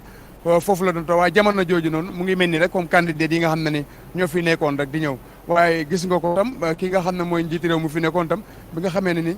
mu ngi doon ñëw di def li nga xam ne mooy nomination di same thing rek loolu la gars yi defoon Amadou. exactly jamono ji président Barrow yegsi na ci mbooloo mi fu mu nekk fala ci Stin Corner macha allah gaa ngeen ñëw fu mu nekk nii dugg si na ci biir mbooloo mi xam naa ne yoon bi boo oytu dina nekk yoon bu gudd balaa moo yegsi waaye nag ñu xam ne tamit am na waxtu bi nga xamante ne boobu lañ leen jox pour ñu teew ci IEC yaa ngi doon wax ne mbooloo mi takku na lool te xam naa ne comme jamono nomination lañ toll lii du ñu bett parce que ku nekk mu ngi jéem a wane sa doole gis ne ñeneen ñu fi jaar ñu mel ni comme UDP GDC ak yeneen parti lan lañ wane ci mbooloo te nag bu fekkee ñu ne nag incumbent bi moom moo war a ñëw war nañoo am beneen gis-gis ci li ñu war a gis tey. waaw Amadou loolu sa feeñ na te si kanam tuuti gis nga ko président Barrow agsi na noonu ci mbooloo mi te si kanam tuuti nit ñi dina xam ne moom tam mobilise na militant ñu am si réew mi si gox yi ak si gox-goxaat yi pour ñu ñëw ànd ak moom nominate ko. te xam naa ne nii la moo génnee di ngeen ko gis dina amal caravane te nit ñi dinañ gis mbooloo mu nga xam ne moom la président bi àndal depuis nomination bi am candidat di nuñ ko dee faral di doxale kenn ku si nekk foo am militant rek militant da ngaa bëgg mu ñëw ànd ak yow dar la bëgg loolu tam Amadou dafa bokk si li nga xam ne ni mooy xoromi lii di nomination bu ko président di def because na Amadou foog ñu crowd nit si élection dafa bokk si élection because mooy li nga xam mbooloo mooy tax président mu falu because ñu bëri ñu ëpp buñ sànnilee si candidat yi ku ñu ëpp buñ sànnilee rek kooku mooy wiin kon nag ku ne mbooloo amul solo si li nga xam ne mooy élection loolu kooku mu ngi wax lu nga xam ne ni xëy na daf ko amut moom wala mënu ko waaye mbooloo lu important la si li nga xam ne mooy élection because 900,000 ak lu teg si Gambien si ñoo register loolu na tey candidat bu nekk bëgg na see am lu ëpp loolu nag fu ñu dajee mbooloo la moo nekk kon kuy wax ne mbooloo ci élection wala ndiiraan ak yooyu noonu amul solo xëy na moom daf ci amut lu mu bëggoon waaye absolument amul élection daal bëgg na mbooloo bëgg na nit ñu bëri ñoo xam ne ni topp nañ la te bu sànni jotee dinañ la sànni wante nag nomination ak élection Amadou du benn bokkuñ sa ay yoon bi nomination moo lay daganal pour nga mun a bokk si li nga xam ne bokk si jongante élection yi nga xam ne mu ngay ñëw am wante Amadou mobilise nit mun nga ko def woot bi si élection nit ku nekk mooy dugg si biir mbañ gàcce gi moom kenn ak yàlla kooku nag foofu nag laa xam la benn mobilise àggut fa foofu la dara àggut foofu nit ki si boppam rek mooy decide lu mu bëgg a dem sànnil carte ku mu bëgg moo tax mun ngaa mobiliser nit ñi ñëw topp la waaye mobiliser nit ñi pour ñu sànnil la carte loolu moom dafa jafe bu Amadou because fi nga koy defee yow rek yaa faa nekk ki def ko fii oo def ko fële Amadou waaw. loolu am na solo moo ñan su ko defee nga desandi ci line bi rek ma bàyyi Binta mu tenka loolu tamit ci kàllaama Mandinka ak tamit ci Pël ak su ko defee su fekkee gars yi dañ la sori dañ na ñëwaat ci yow tuuti nga desandi ci line bi because président Barrow dugg si na si mbooloo mi fu mu nekk nii gars yi xam naa ñu ngi ñëwaat ndànk-ndànk Binta président Barrow mu ngi ci yoon bi nga wax ko gars yi rek su ko defee mon ñañ balaa ñëw continuer waxtaan bi ak moom. Assalamu alaikum badi mandinkol mbalbe konton na al towel na konton wala kom ka kenya min doron wato be saintentin drung be IEC leto mi yalon ko president Barrow bi a telephone nyanta la nomination o kala nyanta la kaytol nati la je pour ka itande IEC ko la pour ka jibe ko anyanta tambila nyato le pour kata election o ke 2021 election bare saintentin de abe silo ka ngabotana banjul of course molia jele hadama diwol min yalon ko wolle ba noma me yin tembo min to wolle parti supporter solti wolle nyilti min yalon ko i jikita comme am ni banko samba kan nyamen ya samba kule wolle molti min yalon ko i jikita kono i jikita la baake am ni mum molleti min yalon ko fana i dabe kono APRC adin parti dol min yalon ko wolle jointa together wolle nyinti koy keta kilinti pour ka ama koy pour ala presidency ka samba nyato sa intentimbe o tembole to of course sanbi mbajale be futala sting kon be futala IECJ supporter sol jamal moliaje be no batro la sting kon ma fongale ndu nalon ne ko na min fanan hibarol min moy jang na reporter sol min yalon ko be ground to je min fo mole wala nyinti ko jandim fan esa fal fa bina mi yalon ko fana mo another presidential aspirant leti janda bina fa wayatrale MPP kol dol futata je already kela nyato ko batu sa intentinde be wala temboto inshallah mbabe itandila la kama anyanta kala nyami mi ngomi yalon ko abe ke kanje mbay itandila la of course na jele ko mol mi yalon ko wili wilol wolle ba no ma sa intentinde min je kan na screenol to bari mi ngomi yalon ko abe ke kanje atletara kumputa albabi jene a ñamal abarka baake Binta su ko defee rek gis ngeen mbooloo baa ngi noonu ñi ñoo bunge si président Barrow pour mu indi li nga xamante ne mooy nomination papers si waaye tamit ñu wax ne am na yeneen parti yi nga xamante ne bokk nañ ak président Barrow mooy parti yu mel ni NPP moom parti am la waa APRC ñu ngi ci biir PPP NRP NCP ak GDPD ñoom yëpp ñu ngi foofu noonu ànd ak président Barrow bu yàggul tamit jiital wala former secrétaire général bu GAP Moussa Yali Bathily moom tamit fekk si na président Barrow su ko defee xam naa ne mbir mi moom dana jax lool moon ñam fu mu nekk nii gaa ngee ñëw ndax jege si nañ foofu ak tamit situation bi naka la mel right now ci IEC ci ground bi si boppam. waaw Amadou comme noo ko waxee gars yi jege si neen waaye balaa moo ñëw dina am ñu jiituwaale te foofu si table bu nga xam ne foofu la IEC toog opposite bi toogu yu dem si 30 wala 50 toogu dañ ko fa dee def dafa mel ni ñii nga xam ne ñoo jiituwaale kii di njiiti réew mi président Adama Barrow ñoom ñu ngi toogaale noonu pour xaar ko ñoom Sankharé gis naa si ku mel ni Sankharé di ku dee wax si làmmiñu nguur gi ñu ngi toogaale ak ñeneen ñi nga xam ne ni dañ amee ndomba tànk si lii nga xam ne mooy si nguuri président Barrow jiitewaale neen ñu toogaale di ko xaar si yeneen toog yi di xaar dafa mel ni léegi fii simili rek Amadou kii di njiiti réew mi président Adama Barrow moom tam dina ñëw def li nga xam ne mooy nomination am Amadou bis bii nag nit war na koo fàttaliku bu baax rawatina ñu koy xaccoo te xam ne tey amul kenn ku nga xam ne ni mu ngaa forcer sa boppam nekk lii nga xam ne mooy président tey da nga ñëw pour nominer tey moom ma xama président bi mu ngi si moom waaye right now ne li nga xam ne mooy nekkal président am daanaka loolu noonu jeex na waaye mu ngi dese ma waaye lii des li si yéeme mooy ne Amadou tey kenn mënu forcer nga nekk tey da nga pare pour ñëw nominer delluwaat si askan bi pour ñu fal la moo tax nag kuñ ci fal Amadou war nga mun a bàyyi xel askan boobu war nga mun a xalaat sa bili nomination te dinañ delluwaat ci biir réew mi si goxi ak goxuxaat yi di wax ak askan bi ñu fal leen su ko defee nag ñu bàyyi xel askan boobu noonu si bépp président bu nga xam ne ñëw nga ñu fal la war ngaa sóorale bis bi parce que tey yaakaaruloo si kenn ku dul nit ñi ñu sànni la carte te nit ñi tam lu tax ñu laay sànni carte mooy nga dox si seen soxla taxaw si seen soxla yi kon bis bi tey ku si jógee yàlla def ñu fal la war ngaa bàyyi xel askan boobu bi ngaa ñëw nomination amuloo benn yaakaar lu dul ñoom rek nga yaakaar pour ñu ñëw sànni la carte bu ko dee bu ñu ko defee seen soxla yi moo war a nekk yow sa soxla suba ak ngoon guddi ak bëccëg nga jublu si li nga xam ne mooy soxla askan boobu defale leen liñ soxla seen mbiri wér-gu-yaram seen mbiri jànga seen mbiri si mbéy mi lu réew mi di dundee responsabilité la bépp nguur gu nga xam ne ñëw nga fi beneen 5 years bi am nga taxaw si parce que wax naa la ne Amadou réew mi liñ fi war a defar dafa bari moo tax this time Gambien si pare neen pour samp ab président bu nga xam ne nii di nga taxaw si soxla doomu aadama yi bu ko réew mi liñ fi war a def dafa bari war neen passé bu jeexee immediately war neen passé affaire yi pati fële ay caaxaan fële ñu seet ñi nga xam ne ni mun nañ liggéey réew mi even bu mu nekkee si kuje gi ñu indi leen pour gis ne Gambie jëm na kanam te réew candidat bu fi jaar wax na ne Gambie ñu bëri dañ joxante gannaaw xol yi dañ joxante gannaaw kon responsabilité la candidat bu nga xam ne ni wiin nga boo ñëwee nga fexe dajale Gambien si fekk ñu nekk benn ku wiin yaay président of Republic of the Gambia amul opposition bi amul dara soo gisee ki nga xam ne óor na la kii si opposition bi la nekk te dina liggéey lii mu baax dañ ko war a indi ñu nekkaat benn pour Gambie mën a jëm kanam Amadou parce que réew mi kat juróom fukki at ak nangam ba léegi mu ñu laa wax ne mënuñoo romb fu ñu nekkoon kon jot na kon pour ñu seetaat suñu bopp mooy lan ñu ne réew mi nekk benn élection décembre fort ku yàlla indi ñëpp ànd ak moom ñu liggéey Gambie jëm kanam Amadou. waxee kaddu yi am na solo macha allah réew mi ñun ñoo ko bokk ku ne nag am nga ci wàll moo tax foog ñu jéem a bàyyi xel fu mu nekk nii dafa mel ni moon ñang mbooloo mi mu ngi bugg a bëri dajaloo bi foofu ci AIC liñ ko doon wax ñu doon dégg ay 200,000 wala li ko jege wala yu mel noonu waaye dafa mel ni lu ñoo gisagum ci screen bi mbooloo mi bari na lool surtout nag jigéen yi bëgg nañoo wane seen bopp bu baax tey ndax soxna yi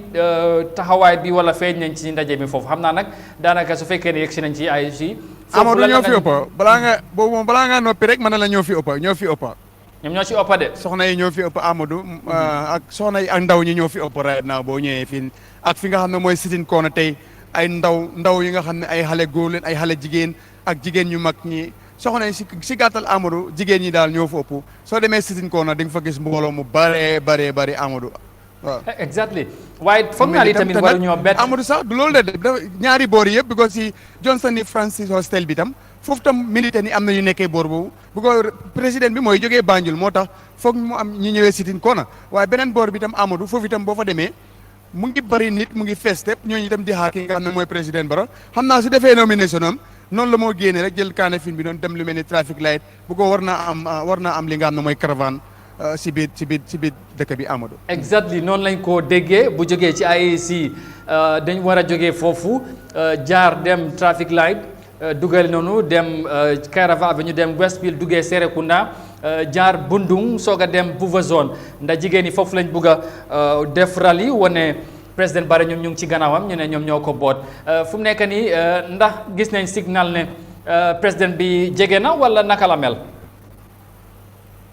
président bi jege na Amadou xam naa ne léegi file simili dina agsi fii nga xam ne mooy si AIC bi si kanam file simili la dina agsi because dox bi nag du gaaw xam naa ne daal ñëpp toog leen moom leen nekk di aar te xam naa ne sécurité bi tam ifin caméraman yi sécurité bi ñi ngay yëndu li nga xam ne mooy caméraman yi di seet ñi nga xam ne ñoo toog si toogu yooyu noonu wax naa la ne nag njiiti réew la fu mu nekk nii sécurité bu fi nekkoon ceeñ na waxoon naa la ko ci kanam bi ma ko laajoo ma ne la moom bu accès dina xam ne agsi na fépp foo xam ne sécurité mu ngi foofu ñoom teg nañ fa seen on sécurité boole ko di yëndu toogu yi di seet bu baax a baax seen di bàyyi xel bu baax ñan ñoo nekk ci area boobu noonu pour gis ne njiiti réew mi dina am kaaraange diir bu moo am fii nii si AIC ak fekk balaa moo génnee Amadou waaw. acca mu ngi noonu mu nekk lu am solo ngeen seetaan Eyeafrica TV ngeen gis live li nga xamante ne mooy nomination bi nga xamante ne njiiti réew mi président Barrow ndax moom moo nekk ci réew mi moo jiite réew mi jamono ji moom tamit mu ngi war a ñëw indi kayitam 11 o'clock mooy fukki wat ak benn lañ ko jox waxtu daanaka nag ay simili ñoom ñoo ci des moo ñang ñu ngee gis ne mu ngi noonu wax nga ne jigéen yi ñoom ñoo ci gën a bari gis na moto bi sax pour mu dem daanaka problème la fu mu nekk nii foog ñu ngi jéem a naxante ak gars yi pour ñu may moto bi président bi yoon pour mu mun a yegg IEC officiel si waxtu buñ ko jox waaye dafa mel ni daal yëf yi dafa xala jaxasoo foofu tamit nit ñi bari nañ lool. ok Amadou loolu sax beneen boor bi la boor bi nga gis noonu mooy boor bu nekk si boor bu Johnson bu dem ba kaw xam nga foofu la force barrière bi nekk seconde bi dugg si na ni waaw waaye moom président bi boor bu nga nekk di gisee noonu du boor bu la moo ñëwee mu ngay ñëwee boor yi fi nga xam ne mooy sitting corner Amadou waaw soo xoolee vidéo yi rek di nga ko gis because boor bu si ne nag dafa mbooloo ñu ngi fa di xaar ki nga xam ne mooy président Barrow because boor bu moo ñëwee mbooloo ñaari sites yi yëpp lañ jël dafa uti ak ñeneen ñi nga xamante ñoo fi jaaroon waaw ñaari sites yëpp fu nekk ni amul benn candidate bu fi mbooloom nekk li fi des yëpp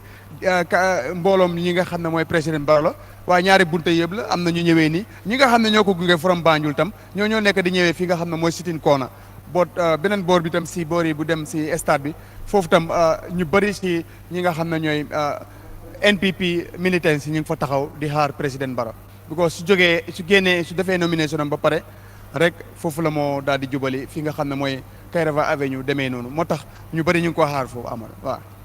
Well, viewers, if you are just joining us, this is Eyeafrica TV, and we are bringing you the live nomination coverage, where, as we are watching, the President of the Republic, who is the incumbent, is arriving for his nomination process as of course, aspirants has did from Saturdays to, of course, to some moments ago, where Esa also filed in his nominations. And yes, so that is the situation, right? You can see the crowd cheering up the president, and this is the people that escorted him. He's yet to arrive at the IEC, but he's on his way coming, very close to the IEC. But this is what the situation is like on the ground. Binta? This is some moment. You see the crowd. Nini bari nañ lool. Outstanding, because what I'm hearing from Modunyang, that is, if I heard him right, is that they have two sides, all occupied. The other side is with the MPP supporters, and the other side that is coming with the president, of course, is a huge, large crowd, of course, also coming from that end. This is really amazing, because Gambians, it seems like Gambians are really showing support to the president. And of course, they're showing loyalty and showing affection to how they feel about the president. It's outstanding. Absolutely. And above all, they said women are at the forefront. Yeah, they are taking the lead. The women and youth are taking the lead in these nominations for the president, and these are the people who of course, are showing their support and loyalty to the president. They think he is the right man to continue leading this country, and well, this is quite a number. It's something else. Of course, we have seen large crowds also before the likes of UDP and GDC and other parties, but this one also, it's definitely something else. But then, as you can see, the IEC officials are patiently waiting. So that's the documents being submitted to the IEC officials. I think is the nomination papers of the president, but he himself is yet to arrive. And but these are the thousands of people who have accompanied the president for his nomination. So this is quite very interesting. But again, some will argue this is not, it's not election for crowd competition. So let's go back to the IEC again and talk to Usman Jatta. He's on the line. Usman, thank you for joining us again. We are waiting for the president to arrive at the IEC, but he is very close now, we understand. But describe the situation for us at the moment. We have seen thousands and thousands of supporters already at the IEC grounds waiting for the president to arrive for his nominations. The crowd, it's outstanding. I mean, if compared to the crowd of the Yellow Party, it's outstanding, because both sides of the highway are all occupied. If you're heading towards Ting Corner, it's filled to the brim. And equally as well, if you're heading towards a pipeline, it's equally as well filled to the brim. So it's an atmosphere filled with ambience, filled with jubilation, all waiting for the leader of the National People's Party. So as you said, anytime from now, the president will be here with his team to face the IEC nomination team, and it's projected to be a very interesting one, and is equally as well expected to be the last nomination for today, because we've learned that the third candidate who is supposed to come for nomination today across capital to the president. So it's not going to be an easy day, with the president's National People's Party already forming an alliance with the APRC, the Green Party, and the former party of the former incumbent Yahya Jammeh, now in exile in Equatorial Guinea. This is, like you said, is a very interesting moment, and the president any moment from now would be seated before the IEC officials. But again, in terms of the security arrangement on the ground, what can you tell us about that? Because this is now the president who is expected to come, and there could be some adjustment, I want to believe. Amadou, the security is top-notch as we speak.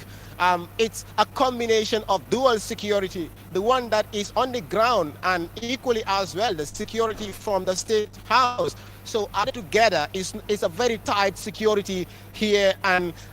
the going and coming is fully restricted, and because the president will be here anytime soon. So as the head of state, as the president of the Gambia, it's not going to be an easy gathering. So for that being the case, the level of security is high, is tight, just to make sure that the president has all the security that he needs in order to conduct his nomination in a safe and sound manner without facing any challenges. So this is the current situation, and as we speak, I can see the PIU officers all on standby, the police officers, the Red Cross, the immigration officers, they are all on standby, because the Gambian leader will be here at the IEC nomination premises anytime from now. Well, absolutely, everybody has to be on standby because it's the president that is coming, so that is very obvious. Now,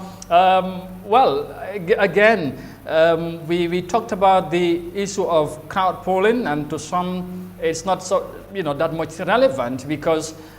the thousands of people that are coming to accompany some of these aspirants or candidates may not be, of course, may not be the same situation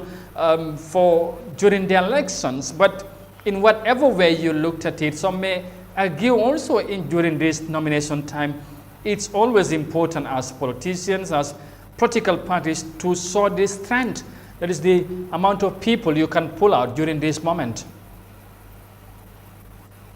Indeed interesting, Amadou. And one could say that the crowd matters a lot, because and looking at the crowd on the ground, the crowd is extremely outstanding. And if you had to compare it to that of the Yellow Party, one could say the current crowd may be larger than the crowd of the Yellow Party, despite the fact that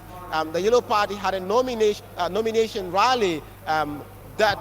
very day. So it's actually a large crowd, and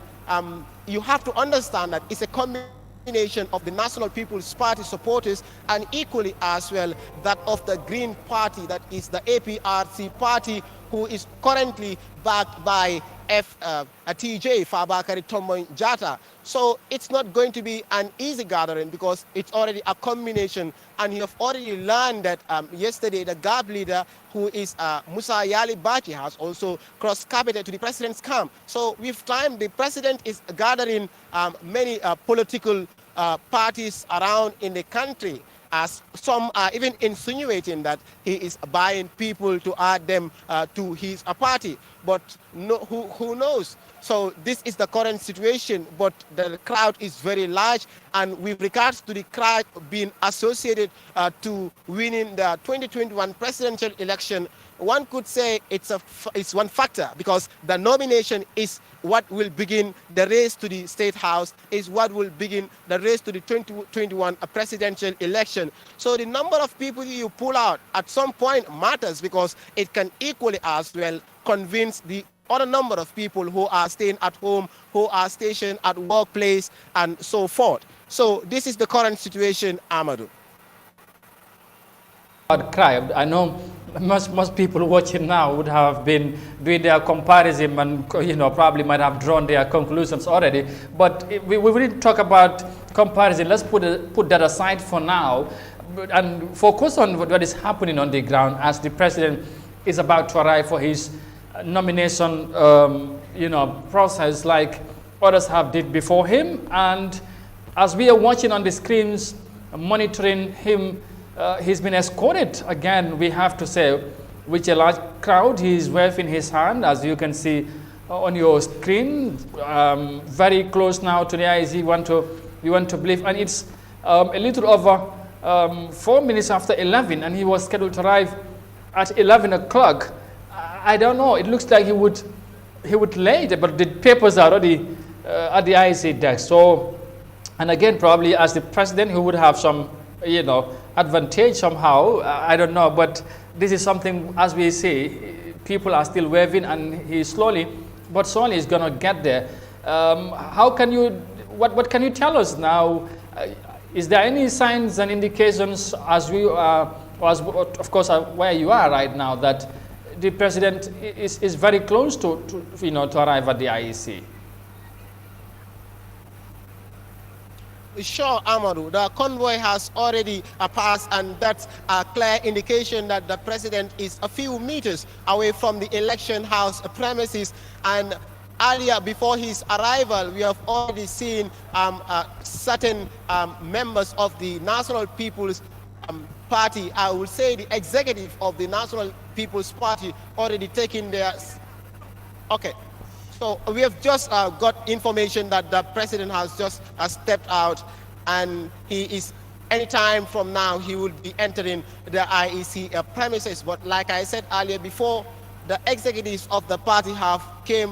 they came first, and they have already taken their seats, and equally as well, the IEC nomination team is already seated, only waiting for the arrival of the president. So with regards to his time, which was supposed to be 11 o'clock, and now we are projecting after 5 after 11,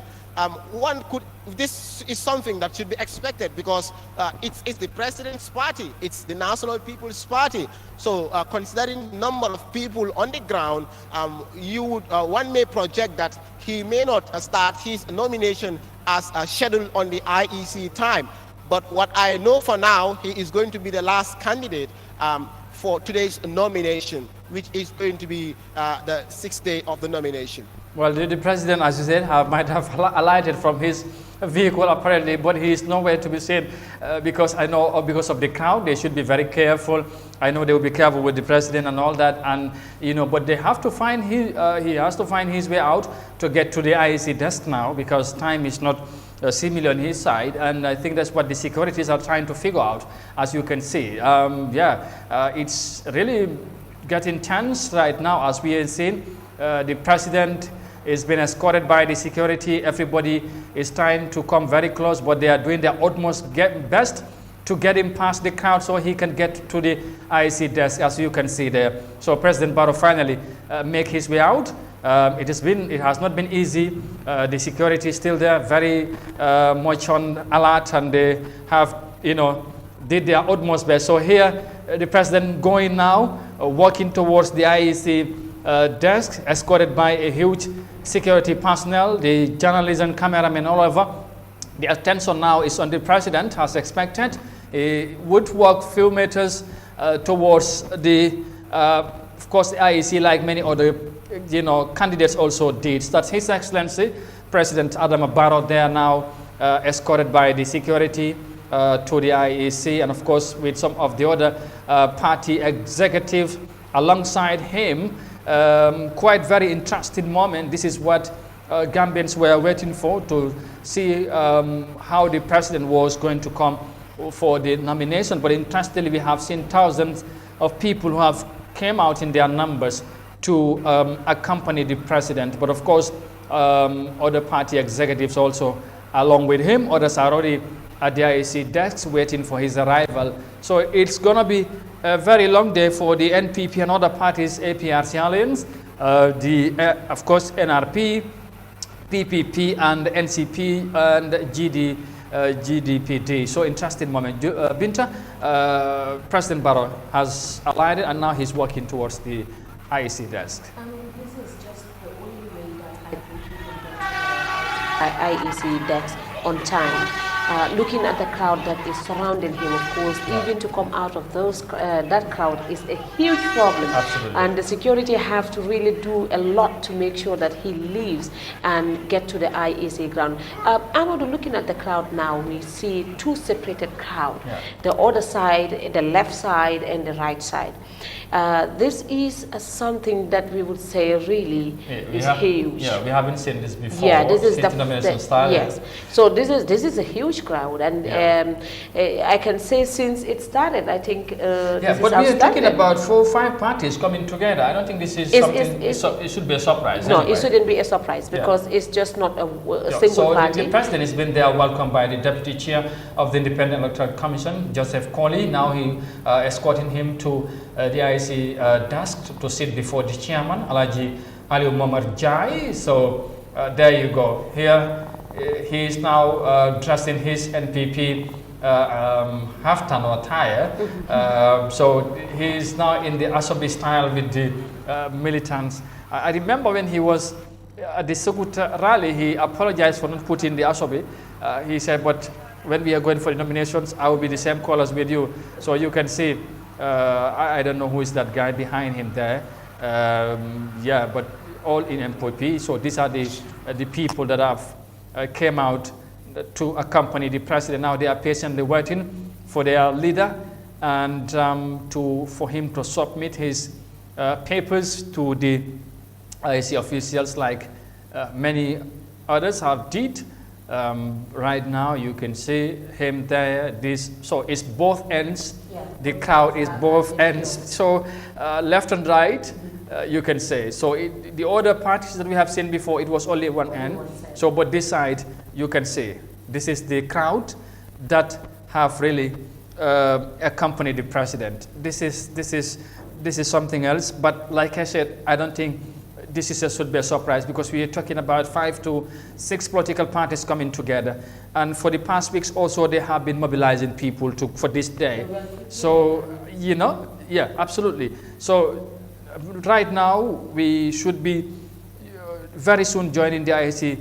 desk as the chairman welcomes the president and start asking for the nomination papers.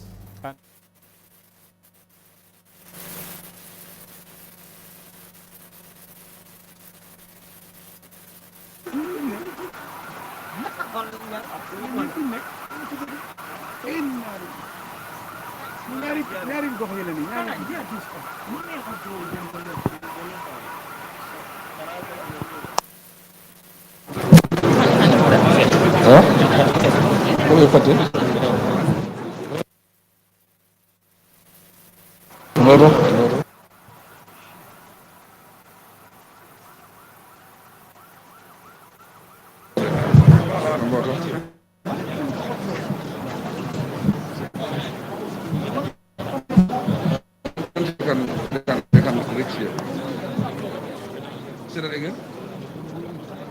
Yeah.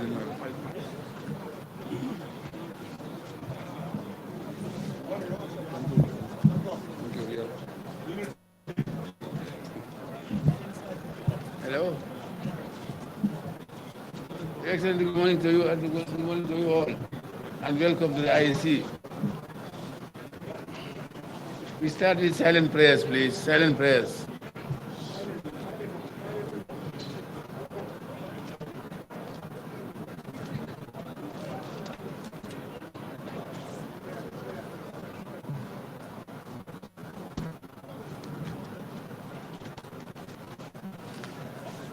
Now I would like to have your documents to be considered for nomination to contest in forthcoming general elections. Can you have the document one after the other, please?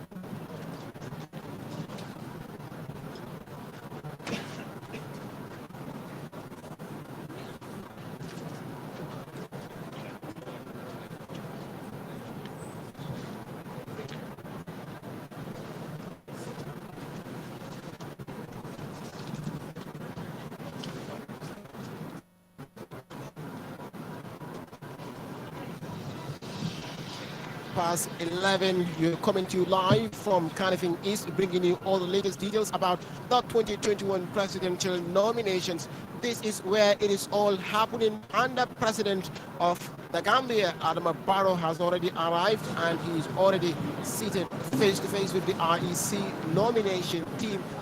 getting ready. Any time from now, he will start his nomination with the IEC members, and it's a large crowd out here, a combination of the National People's Party with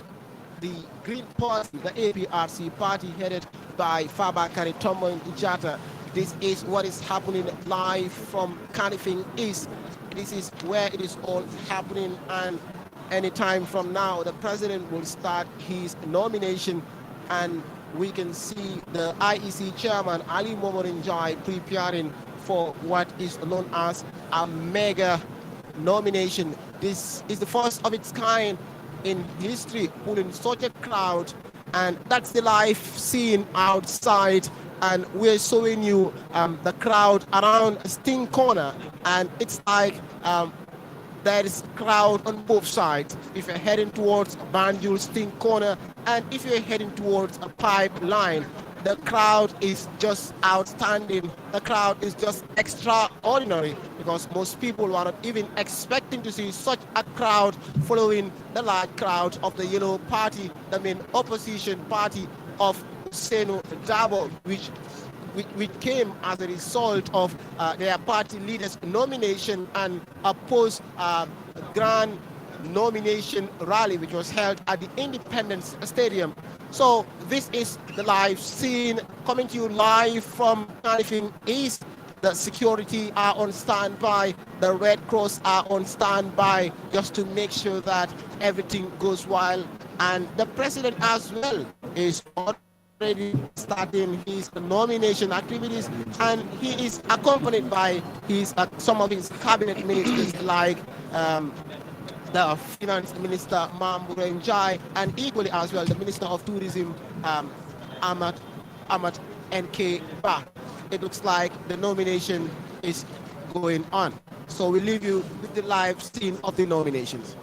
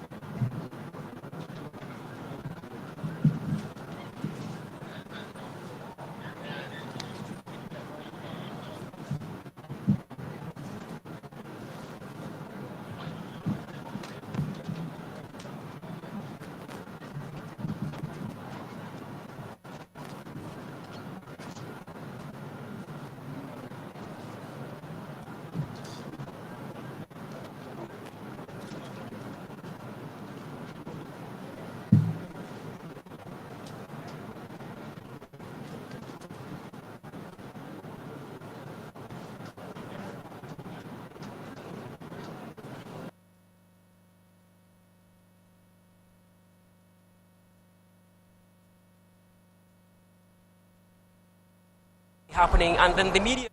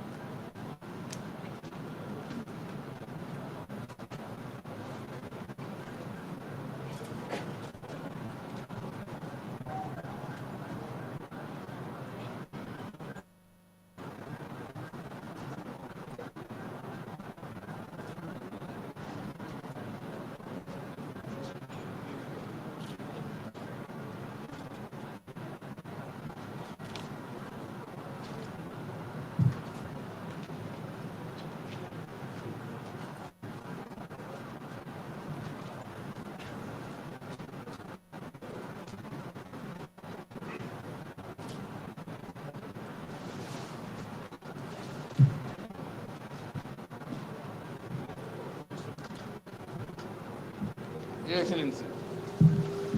my single out operation of all the documents required when we consider one nomination to contest the 4th December election. Of course, what is submitted subject to police screening on Saturday. Thereafter, I'll let you know your status. Good luck and God bless, and thank you very much. We consider one nomination to contest the 4th December election.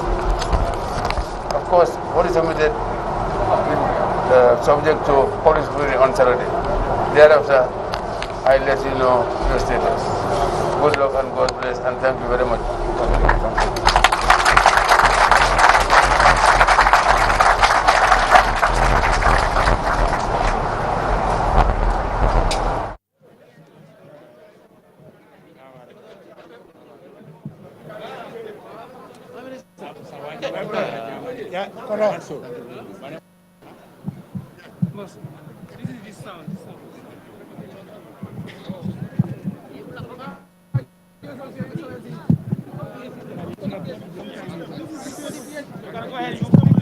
Speak louder, please. Thank you. Anyhow, before going any further, I will sympathize with the families that lost their loved ones. One of our vehicles that was coming for nomination was involved in a fatal accident. We lost 5 of our members. I extend my condolences to the families. Further, I will sympathize with the families that lost their loved ones. One of our vehicles that was coming for nomination was involved in a fatal accident.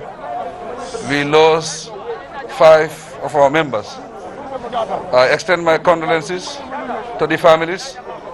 on behalf of my family and the entire government and the Gambian people and the political family. Your question is what will be my priorities going forward. I have been in office for 5 years. I have one main priority for this country, that is development. Development, basically if you say development is everything. But I have a slogan, no infrastructure, no development. I will continue with my infrastructural development. We've seen the UDP leader, challenge the Democratic Party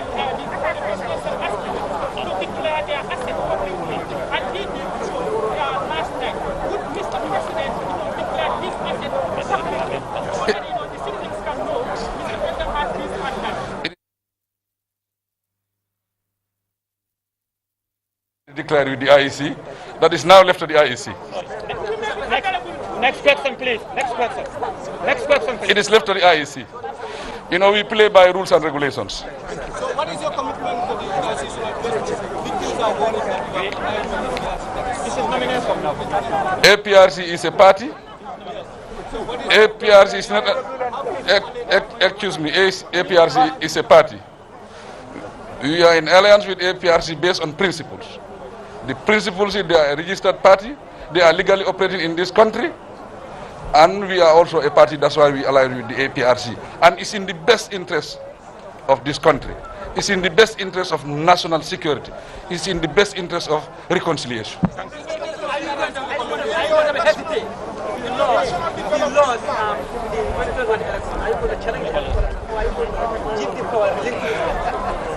I am a Democrat.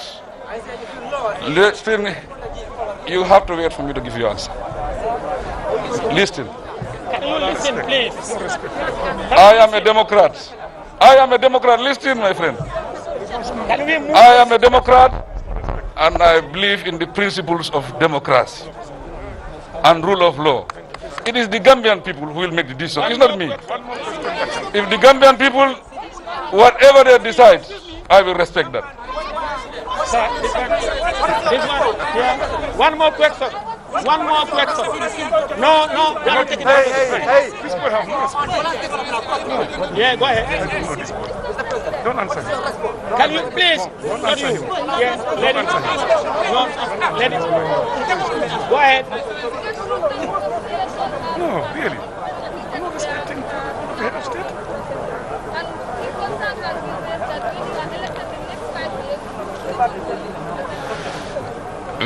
Very soon I will receive the report.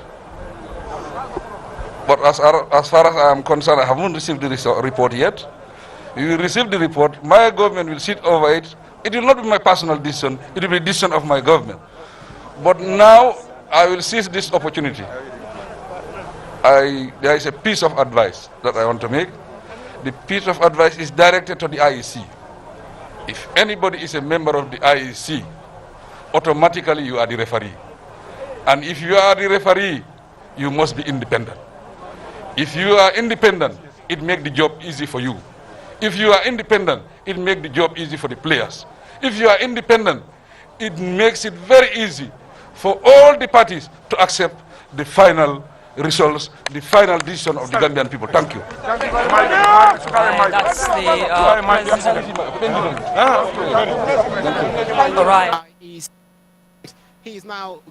leaving the IEC premises, and anytime from now he will start a tour of the KMC heading towards a pipeline all the way to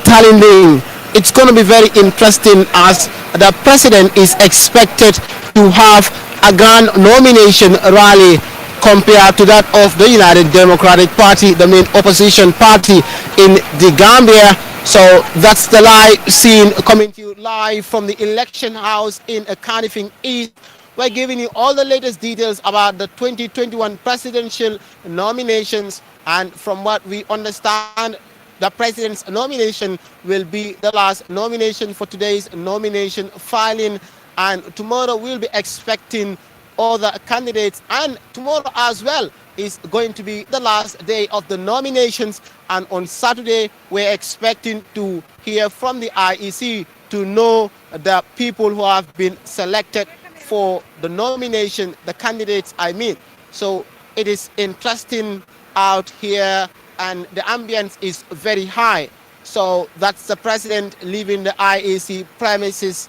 heading for a short tour around the KMC or heading towards Tarinding to be holding a rally there with his counterparts, that's the APRC and other parties that have joined his national party shortly before the nomination of 2021. So that's the live environment here, and currently the president is gearing up. He has his team are all getting prepared. The convoy is fully set. All they're waiting for to board his vehicle so that they can start the tour anytime from now. That's a live scene. The president is still yet to leave the premises of the IEC, and from now he is beginning to leave the premises and accompanied by full security, a tight security.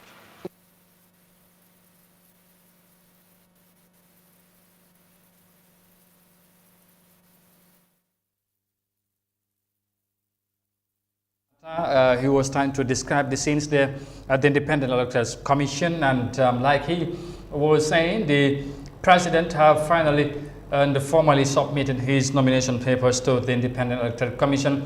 Shortly right after, he spoke to the media like we expected, and of course he he did not give a long statement, by the way, but very short and precise. He talked on development. That's his slogan, of course. No infrastructure, of course.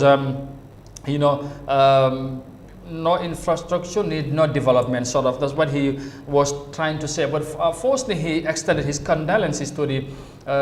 families of those that have lost their life, who were on their way to the nominations, who were involved in a fatal accident, like he said. So on behalf of the government and the people of the Gambia, and of course to the other political parties that are in the alliance, he extended his condolence to the family and loved ones of those who lost their lives. And apart from that, he also talked about APRC and NRP, of course, NPP, the alliance. He said APRC is a bona fide political party like any other political party. So I think that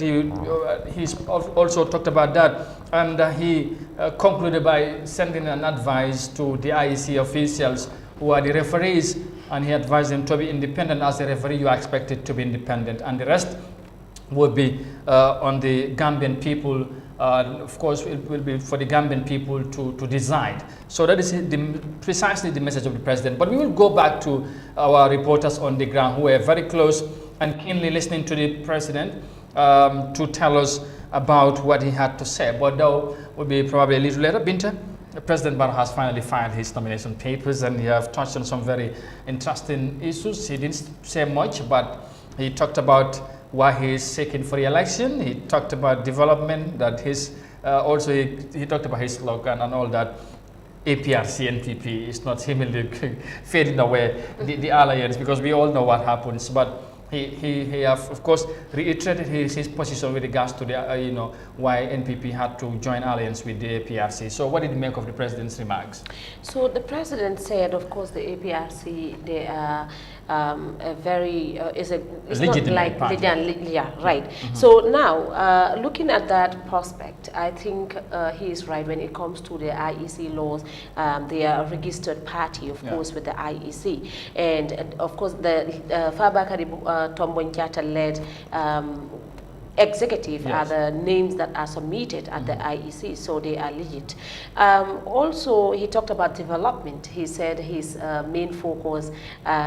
in the presidency is development, and he is focusing on that. He is going to do more if re-elected as the Gambian president.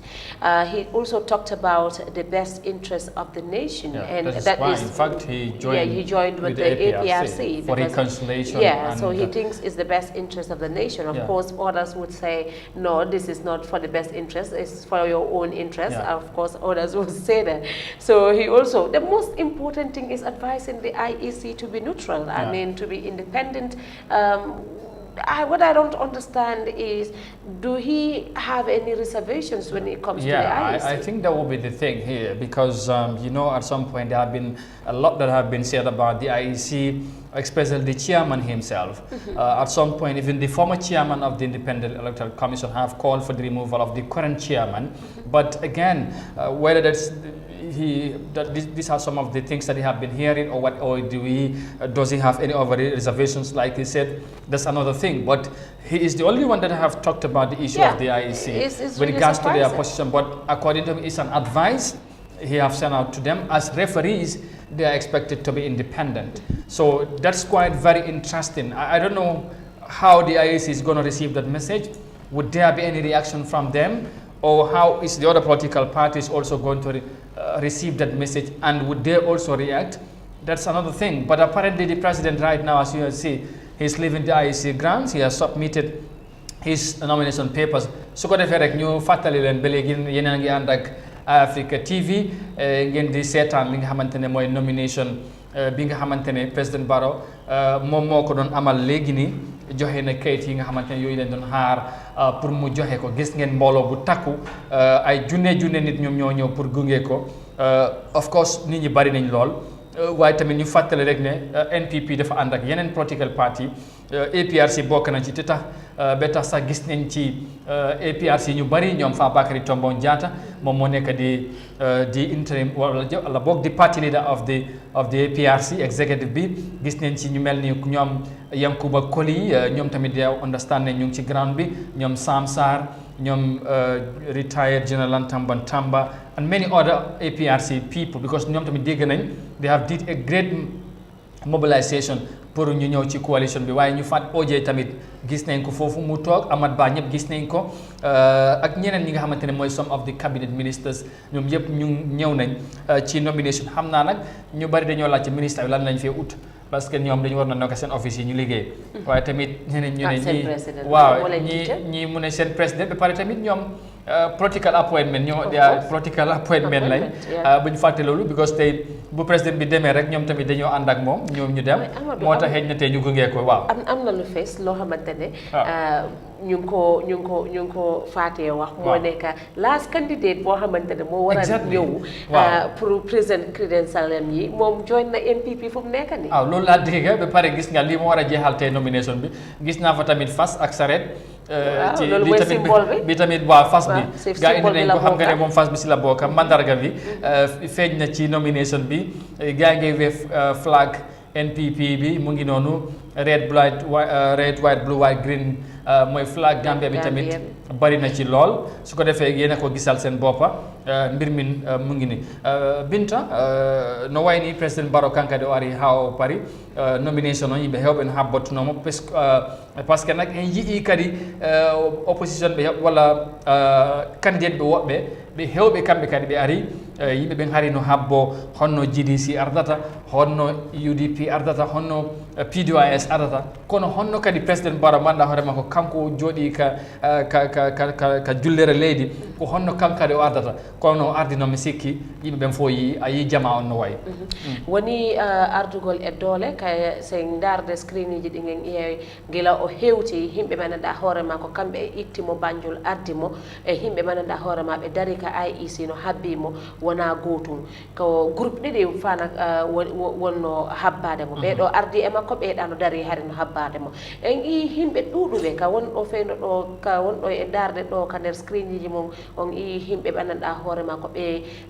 wi e kamɓe ko président Barrow ko kanko yoni ɓe ko kanko ɓe sikki no wawi naɓude leydi ni yeeso ɗin mum kadi président Barrow gira ali o ƴetti kayitiji makko ɗin o jonniɗi IC o yewtidi e himɓe ɓe ɓenanɗa hoorema ko kamɓe woni ƴettude hibaruji ɗin ton ka Independent Electoral House ɗon ko haalidi e maɓɓe ko ɗum woni e go'o o wiɓe min ko développement taki mi immi kala ko anndanɗa hoorema ko naɓugol leydi ni yeeso ko ɗum taki mi immi tele komi liggotoɗo tele mi aru liggagol temi liggoto somi ƴettama kadi mi wattama président pour another 5 years pour mi naɓa leydi ndi o wi noon kadi kono ko ɗum ɗo o fuɗɗori ɓe anndanɗa hoorema hanki unfortunately accident mo anndanɗa hoorema no waɗuno e supportaji maɓɓe ɗe anndanɗa hoorema no iwa ka leydi ɗuma argol ka dowri e argol ka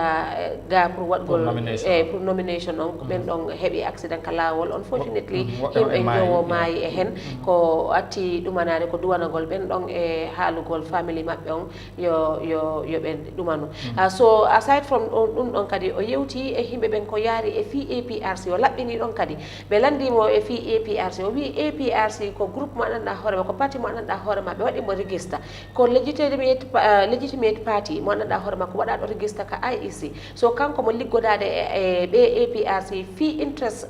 leydi men ndi fi leydi ndi no yara yeeso saabu kanko mo sikkude ko ɓeɗo wawi mo wallude naɓa yeeso leydi ndi yeeso so ɗum ɗo kadi o yewtidi e reportaɓe ɓen toon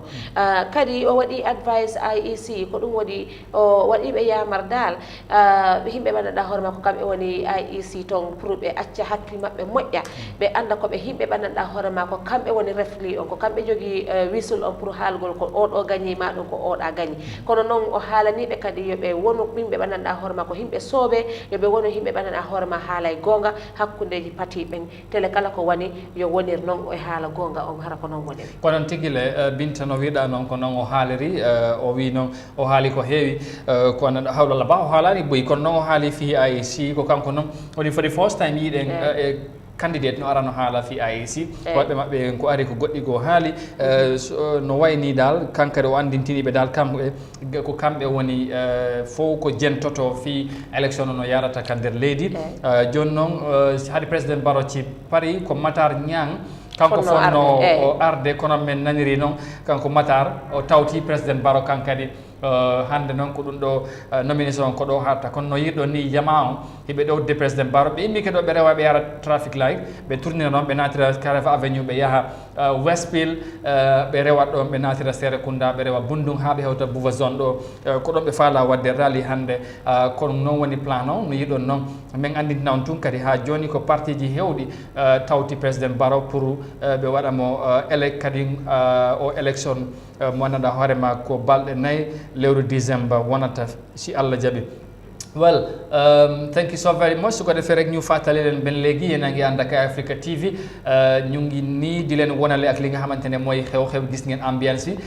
jigéen yi ndaw yi bari nañ foofu lool ñu ngi yëngu bu baax xam naa ne du ñàkk ci kanam tuuti bu yombee rek ñu jokkoo ak suñu gars yi ñu wax ñu ambiance bi ak tamit foofu naka la mel comme xam naa ne yoon bi dina gudda lool ndax dañu war a jógee ko IEC bu ñu fa jógee ko jaar traffic light soog a duggee noonu ñëw Westfield toonaat dugg Serekunda ci marché bi noonu xam naa yoon bi tamit dina xat lool balaa ñëw tourné ñëw Bundung ba ak sil fi nga xamante ne mooy Latrikunda dugg noonu dem Buva zone dana nekk lu gudda ci ñoom waaye xam naa ne ñu bari duñ ko yëg right now parce que nag li nga xamante ne mooy seen taxawaay mooy gunge président Barrow ànd ak moom wane leen moom lañ góom moom lañ yaakaar ne moom mooy doxal réew mi indi li nga xamante ne mooy développement yi mu wax kaddu yi nag mu nekk li nga xamante ne président Barrow moom noonu la ko waxee nee na moom développement moo ko tax a jóg waaye tamit am na daal yaakaar wala am na yéene pour gën a doxal réew mi di réewi Gambia bu ñu ko joxaatee réew mi for the next 5 years comme ni ngeen ko déggee ci moom. waaye tamit àdduna ci leneen wax na ci IEC ñaax na leen bu baax pour ñu gën a taxaw pour gis ne comme ñoom ñoo nekk ñuy atte ñu bañ a far parce que neen kuy atte doo far te tamit loolu dafay am solo ndax ñëpp moom la ñoo déglu lu mën a am ñu xam ne ñoom dañ ci war a am taxawaay bu mucc ayib te xam naa ne loolu lu nañ ci bàyyi xel li ci lifin nag mooy moom rek lañ dégga ki waxagoom jëmale ci IEC ndax def ci njortu leneen wala am na lu mu dégga wala comme ñeneen ñu mi nga xamante ne ñu ngi ko doon wax ndax ñu mel ni comme former chairman bi ñoom wax nañ ne nañ génnee ki nga xamante ne mooy chairman bu fa nekk Alieu Momar Njie waaye nag am na ñi nga xamante ne ànduñ ci loolu su dafa mel ni tamit loolu lañ gisagu moom moo fa nekk waaye président bi dal na leen ñaaxaat pour ñu bàyyi xel seen taxawaay ñu gis nag mbooloo bu takku tamit gis yeneen kilifa ci yeneen parti yi Binta ñu mel ni comme APRC coow li bari na ñoom tamit gis nañ seen kilifa yi exécutif bi génn nañ ànd ak président Barrow NPP sorry ak tamit ñi nga xamante ne mooy ñoom PPP ñoom yëpp génn si leen seen parti leaders yi ànd tey président Barrow pour ci nomination bi waaw gis nañ tamit bu yàggut démb foog naa ba ci tamit barki démb déclaré na moom tamit na parti am bi fu mu nekk nii dem na pour support président Barrow fu mu nekk nii coow li bari na te gis nañ ne président bi wax dëgg gis nañ ñu bari ñoo xamante ne ñu takku leen ñoo xamante ne ñu ngi bàyyi seen parti yi mbaate ñoo xamante ne ñu ngi cross carpet di ñëw si moom comme tey last nomination ku ñu war a nominate last lifin candidate bi nii koo xamante ne dafa waroon a ñëw at least ñu gis ko kooku tamit dañ diga si xibaar ne kooku tamit bàyyi na dafa mel ne mu ngi génn wéet daal fu mu nekk nii dafa mel ni mu ngi jël ay nit daal waaw am na yu bëri ñu ngee dem ci moom te tamit am na yeneen yi ñoo dégg ci suuf waaye xam naa daal dama ragal fii ba balaa élection bi dana am sax ñi nga xamante dañoo ñëw nomination waaye duñ mujj a dem ragal naa dana am fuñ bootu because alliance yi bëri nañ yaa ngi wax GDC APRC alliance ci beneen faction bi nga xamante ne waaye sax est-ce que war nañu ne mën a wax APRC parce que tamit Mama Kandeh mu ne moom side ak APRC moom side mooy benn mouvement la te loolu noonu la ko waxee te xam naa ne comme ni nga ko gisee APRC executive bi nga xamante moom moo légitimé ñoom ñoo ànd ak président Barrow su ko defee boobu alliance mu ngi taxaw Gana foogoon nañ ne bokk na ci waaye moom démba leeral na moom bokkul ci génn na ci leneen li tamit mooy UDP ñoom tamit ñoom ak ñi nga xamante ne mooy GFA ñoom ñoo ànd ci élection bi ñoom UDP lañ endorse ñoom tamit sign nañ li nga xamante ne mooy memorandum of understanding beneen bi mooy diggante CA mooy Citizen Alliance ak ñi nga xam ne APP ak GMC waaye foofu tamit am na lu ci rax dafa mel ni APP ñoom dañ withdraw léegi su ko defee diggante GMC ak Citizen Alliance xamuñ waaw ñoom ñëpp def nañ seen nomination waaye xamuñ kan moo war a jiitu ndax coalition boobu tamit dafa ba léegi mu ngi taxaw ba léegi mu ngi déggu loolu tamit Gambien si xam naa ñu ngi koy xaar ñoom ndax nañ léegi ñoom ñooy toog ñu waxtaan ñu seet kan moo jiitu mero keneen ki topp ak keneen ki loolu nag la ñoo xaar waaye nag li ci gën a am solo wala doy waar ci coalition bi lu ñoo gis mooy li ci gën a bari Binta mooy kan mooy jiite foofu moo dee nekk problème parce que boo seetee coalition bi nga xamante ne Citizen Alliance ñoom ñoo ko initié ñoom ñoo ko commencé woon amoon nañ ci li nga xamante ne mooy fukki parti ak benn waaye ni ñoo demee gars yi di génn parce que dem nañ ba xam ne kenn bëggut keneen ki jiite ko ñeneen ñi nag bu ñu demee ba xam ne ñoom amuñ duñ jiite rek ñoom ci lañ jiiteel a génn loolu mu nekk mbir mi nga xamante ne mooy mbir bu xala doy waar la. xam nga comme nu ma ko dee waxee rek gis nga Gambie dañu am problème boo xamante ne il faut que ñu try pour ñu génnee problème boobu noonu suñu biir gis nga suñu gisut suñu réew mi duñu put interest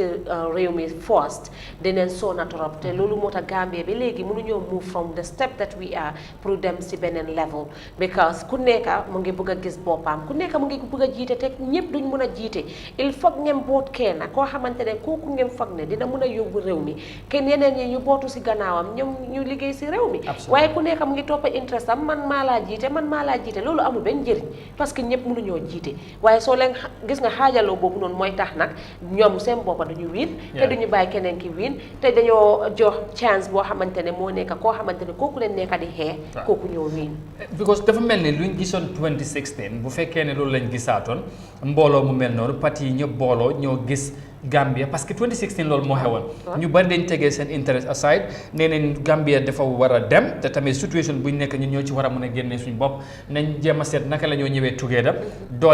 boole suñ doole join forces together mun a sauver réew mi loolu moo taxoon ñu gis coalition bu takku boobu 2016 gars yi ñëw ba li am waaye lu mel noonu lañ doon séntu ndax dina mën a am si 2021 waaye nu 26 coalition 2016 bi demee ñu bari jàpp ne loolu moo tax ñu bari gomatuñ yëfi coalition dañ ci xala ragal parce que dañ jàpp ne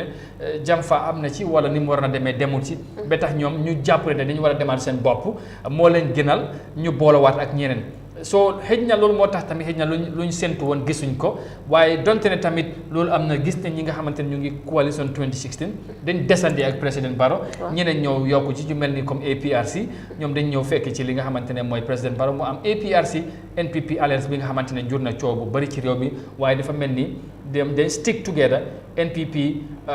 président Barrow nu mu ko waxee nee na ñoom su fekkee ne Fabakary moom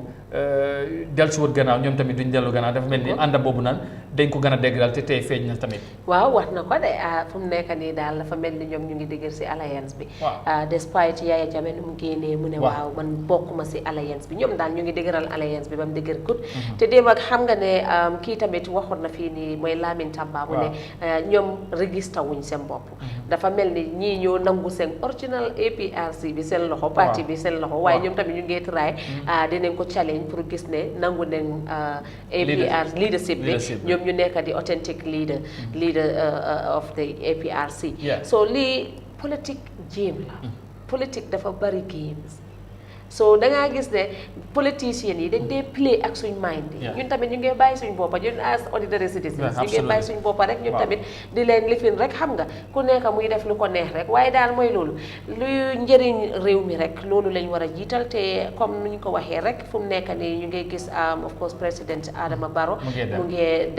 dem foo xamante ne moo nekk Vuva Zone foofu la war a amee meeting te ñu ne ay 50,000 women ñoo xamante ne ñoo war a jiite meeting bi ñoo fa war a nekk te gis nañ fii ni jigéen yi tamit ñoo ko jiite te balaa muy ñëw fekk vice président bi moom ñëw na si IEC bi ba taxaw foofu noonu di ko xaar ak ministre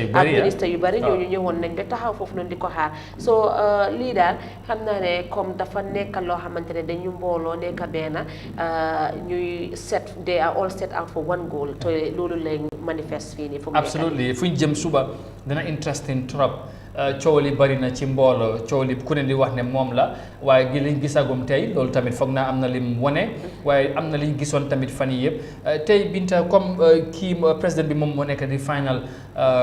nit ki nga xamante ni moom moo war a ñëw ki wuñ doon xaar pour mu ñëw moom fekk si na ko ban jàngat ngay def ban analysis ngay def tey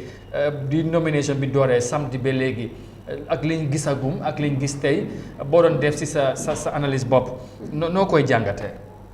comme nu ma ko waxee rek ñun gis nañ fii ni ay politiciens ñoo xamante ne ñu ne dañ bëgg a nekk président ñëw nañ fi wax ay cadre yoo xamante ne ñoom seen xalaat la am na ñoo xamante ne tamit ñëw nañ wane seen frustration comme dañu mer si leen bëgg a nekk président pour génnee loolu noonu loolu tamit gis nañ ko fi depuis mu commencé daal gis nañ lu nekk gis nañ ñoo xamante ne tamit waroon nañ ñëw ñoom tamit ñëwuñ ñu baakaaw gis nañ tamit ñoo xamante ne ñëw nañ at the end of the day ñu dem shift ak ñeneen breakout bi between the GAP party fu mu nekk nii last minute things yoo xamante ne last election bi yooyu yëpp amutoon léegi ñu ngi gis ne loolu mu ngi am fu mu nekk nii so su ma jàngat si lii mooy daal Gambia we are growing te foofu laa bëggoon a ñëw parce que dafa mel ni suñ démocratie tamit am na fu mu toll bu fekkee ne 2016 ñu ngi doon wax ne benn ñaar ñetti nit ñoo dem nomination te ñu gis nombre bi nga xamante ne moom moo ñëw ndax lii tamit mun naa firndeel ne majorité am na ci wàllum démocratie te tamit ñu sant yàlla nomination bi nuñ ko gis yëpp ci jàmm lañ ko gisuñ ci benn jafe-jafe bi tax te mun nañoo xam amaana tiit donte ne sax coow li bari na fu ñu jëm ci wàllu campagne bi ndax problème du ci am waaye lu gisagum ci nomination bi political party di ñëw ñeneen di saafwante seen biir ku nekk tamit si ñoom di woote jàmm di wax ne Gambia dafa soxla unity te tamit ñu recognize benn affaire mooy ñu bari ci ñoom dañ nangu ne division dafa am ci suñ biir te jot na pour ñoom ñi nga xamante ne ñoom ñooy politicien jiite nit ñi ñu jéem a seet naka la ñoo boolewaat nit ñi te ñoom ñëpp ñu ngay sàkku nit ñi jox leen seen baat waaye kuñ dénk baati réew mi suba ñu jàpp ne am na li lay xaar pour nga fexe nga taxaw naka ngay boolewaat Gambians bi ko xaajaloo jigut kenn surtout nag réew bi nga xamante dañ soxla pour dem ci kanam. Amadou ñi nekk di oote lii yëpp dañu waroon a doon ñoo xamante ne dañ bëgg a lead by example. For instance nga ne da nga bëgg a jubale nit ñi nga nekk nit ñi yëpp nekk benn keneen ki tamit mu ne loolu la bëgg a def keneen ki mu ne loolu la bëgg a def kon dafa mel ni yéen yëpp benn jubluwaay bi la so lu tax du ñëw ñu nekk benn ñu xeex loolu noonu pour ñu mun a gañe suñ gañee ñu mun a def loolu noonu because ñoom yëpp si benn yoon bi la gaay nekk so loolu noonu nag moo munta nekk because ku nekk mu ngi bëgg a jiite loolu noonu nag dafa nekk loo xamante ne dafa saak torop si suñu réew mi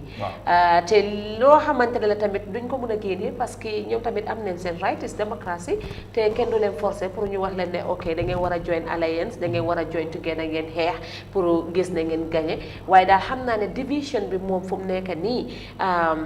within the political parties or independent candidates du leen njëriñ parce que dañoo jox incumbent bi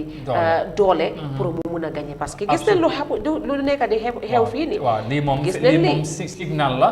ne xëy na luñ gisoon ci ñoom mbooloo buñ indi buñ boole woon seen doole amaana nañ doon mën a compare wala sax ñu jege lu mel nii wala sax konoon ñu am dayoo bu mel nii waaye nag tey luñ gis dafa mel ni comme olof Njaay lu ñu di wax boole wala booloo mooy doole te gis nga political party yu booloo nekk ci bootu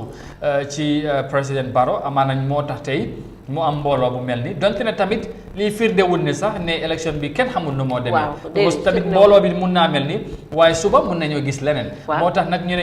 ne lii ndiiraan ak mbooloo xëj na amul solo may faati wax na ko mbooloo mi amul solo loolu pour indi fi thousands nit nga foo ne yow yaa win élection bi bu boobaa suba mun ngaa bettu mun ngaa am surprise loolu tamit foog naa beneen jàngat la. sample yu bari gis nañ ko si loolu noonu dañoo gis nit ko xamante ne mu ngi ànd ak ay million people. waaye at the end of the day reference 2016 ak former president Jammeh even and Mama Kandeh bu mu jógee tamit gisoon nañ dafa ñëw ak doole. waaye as time was going doole bi mu doon wàññeeku ku la waxoon ne Mama Kandeh du win da ngaa weddi parce que mbooloo bu mu àndal after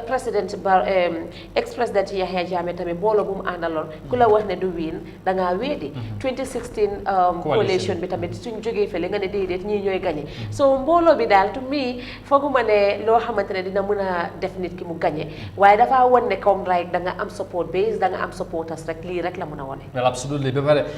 joxe carte bi loolu rek moo ci am solo mun nga ndax tamit ñu bari ñu ngi xamante ne tey yaa ngi about 900,000 voters ñi nga xamante ñoom ñoo wala over 900,000 ñoom ñoo war a dem sànni seen ñoo war a dem ci mbañ gàcce gi pour sànni li nga xamante ne mooy ci bokk ci élection bi ñu tànn ki leen ne léegi nag ñoom ñëpp xam nga ni kenn mënul leen dajale benn place léegi yaa ngi mun nga luñ bëri ay 100,000 ngay wax wala 200,000 wala lu less than that léegi nag bu fekkee ne about 600,000 mu ngi des wala 500,000 mu ngi des wala 700,000 mu ngi des wala close to that yëpp mu ngi des ñooñu ñëwoon fii te ñooñu da nga leen soxla loolu kenn mënut a wax ne mbooloo bu ñoom yi moo tax nit mun naa déclarer ne suba lan moo xew waaye nag am na ñi nga xamante ne buñ gisee crowd bi mun nañoo def seen analysis def seen jàngat then draw a conclusion you know this is politics and am na ñi nga xamante ne seen xam-xam dafa màcc ci loolu waaye foofu lañ tolloogu waaye nag gaa ñu ne bàkku jëm ci làmb ji bàkku ci jógee ci làmb ji moom moo ko gën waaye loolu yëpp ay waxin la su ko defee li ci mënta am xam naa ne décembre foofu soreetut ñu ngi war a soobu ci campagne bi fii novembre xam naa ne dana am solo dooree ko foog naa ne ci kanam next week ak yooyu wala bu campagne bi dooree daal ba on the 2nd of December si la ñoo jekkali li nga xamante ne mooy campagne bi den lu ñoo wax cooling day mooy noppaleku on the 3rd kenn du campagne kenn du def dara mu fees den su ko defee borset di on the 4th Gambian si ku ne teel a eew dem si polling station si ki la neex ki la doy ki nga yaakaar moom moo war a doxal réew mi nga jox ko sa carte nga dem ñibbi IEC def le des su ko defee jàmm ne ñooy loolu la ñoo ñaan loolu la ñoo ñaax tamit Gambian si ñu doxalee ko noonu incha allah coow jigul xam naa ñu fàttali rek ne ba léegi yéen a ngi ànd ak Eyeafrica TV daanaka fukki waxtu ak ñaar ci digg bëccëg mu ngi waaj a jot si président Barrow ba léegi mu ngi noonu ak nit ñi ñu ko gungee jógee ko ci IEC mu ngi dem ndànk-ndànk ak mbooloo mi ñu war a jaar fu ne nag ci biir dëkk bi dafa mel ni yoon bi tey dina gudda lool balaa ñoo ak si fi nga xamante ne mooy ci fu ñoo dem buuba zone tey xam naa ne tamit dina am bari ñu mer trafic bi dana jaxasoo lool ak ñàkk moto bu am ci dëkk bi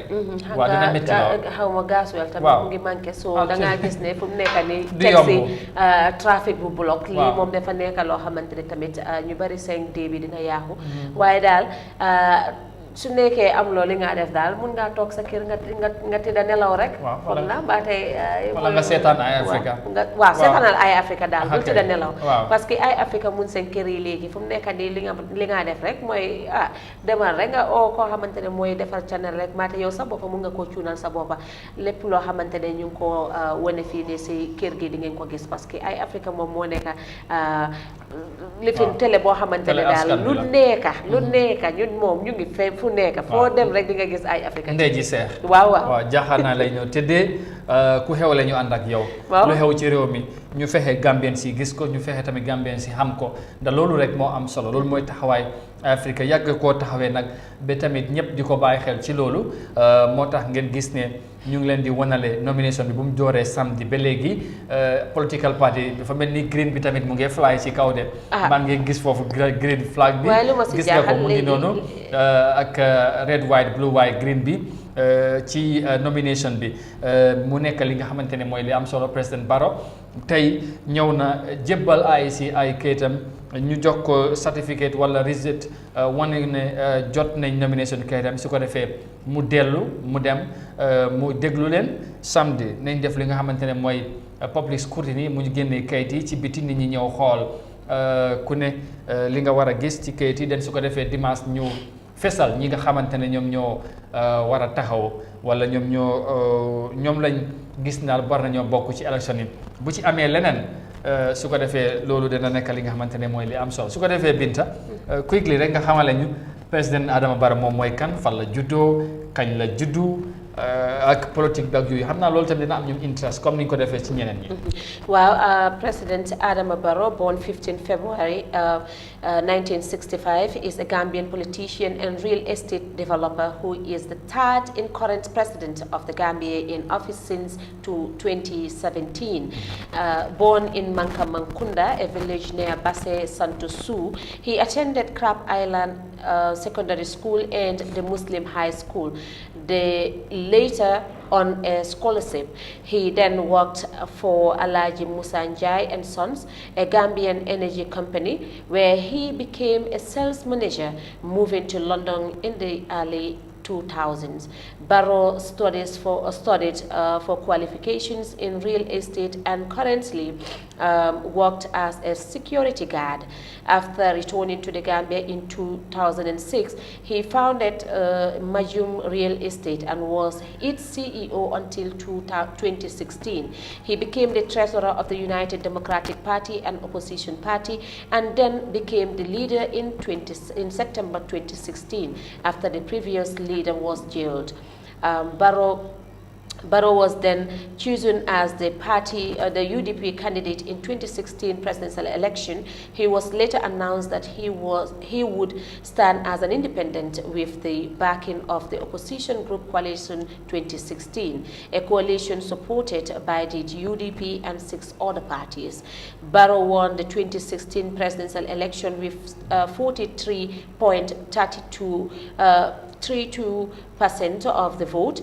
defeating a long-time incumbent Yahya Jammeh. Jammeh initially, of course, accepted the results, but later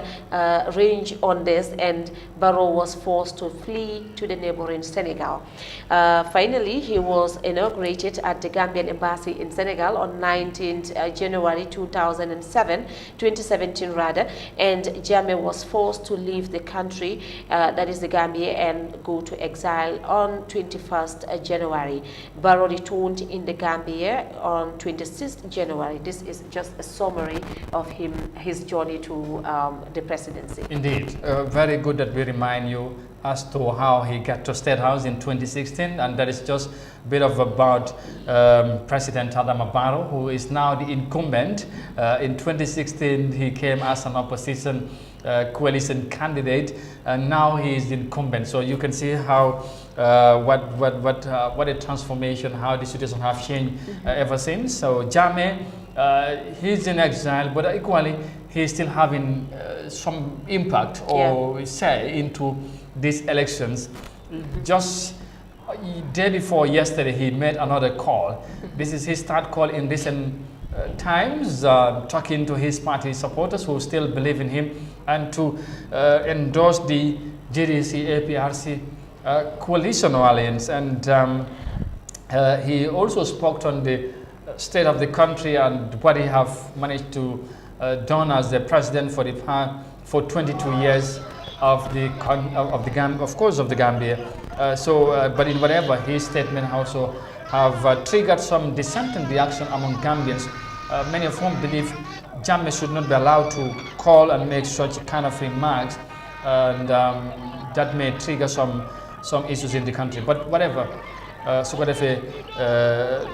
loolu mu ngi noonu, su ko defee ñu dellu déglu Modou Niang mu ngi ci AIC bi mu jël kàddu.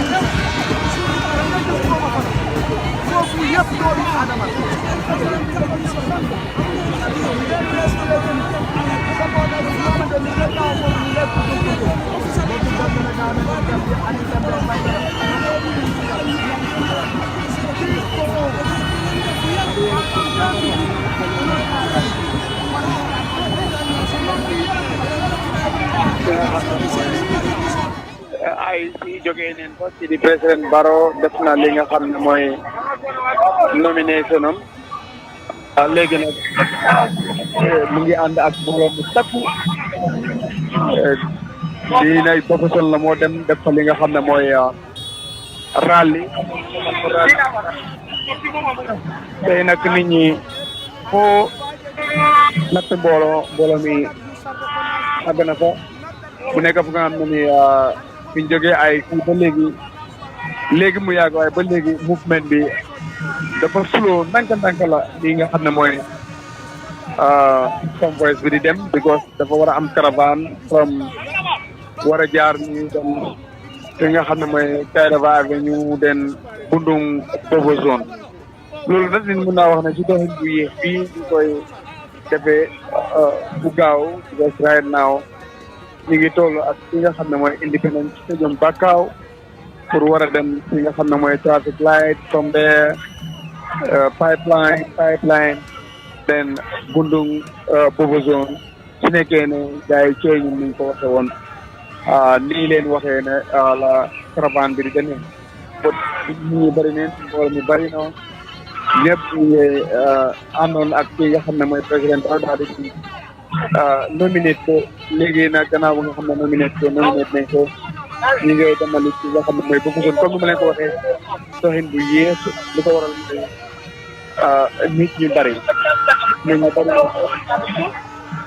li moo xam ne nit ñi su ko defee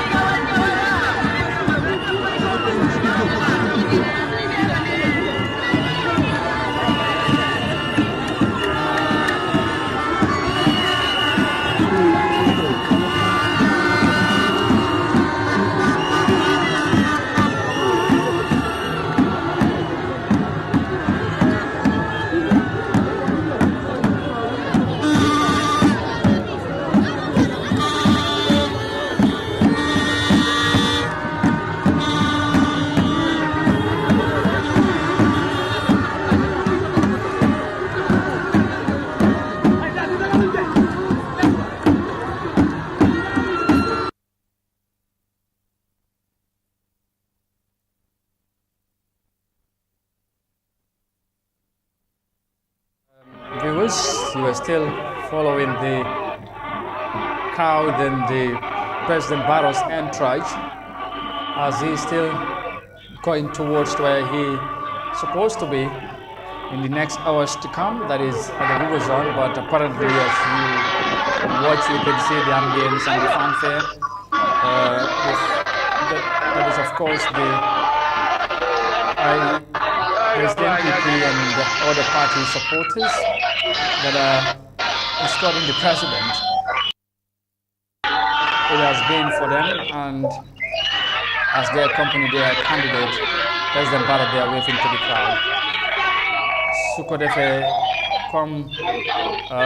ni ngeen ko gisee rek président Adama Barrow mu ngi noonu taxaw ci kanami ci kaw moto bi mu ngi wave crowd bi di wane mbégte bu mu am ci ñi nga xamante ne ñi ñu génnee pour gunge ko. Gis ngeen ne flag baa ngi noonu NPP flag bi ak Gambian flag bi mu ngi naaw ci kaw ak of course APRC tamit seen green color bi moom tamit mu ngi ci. Nit ñi bari nañ lool comme ni ngeen ko gisalee seen bopp loolu duñ ci waxati lu bari parce que nag lu ñuy wax rek mooy ñu seetaan comme président Barrow mu ngi ànd ak gars yi jaar fi nga xamante ne mooy traffic light xam nga ñu ngi dem waaye dem bi dana yeex lool ñu jaar noonu dugg ci Carava Avenue dem Westfield den su ko defee ñu duggee noonu dem Serekunda den proceed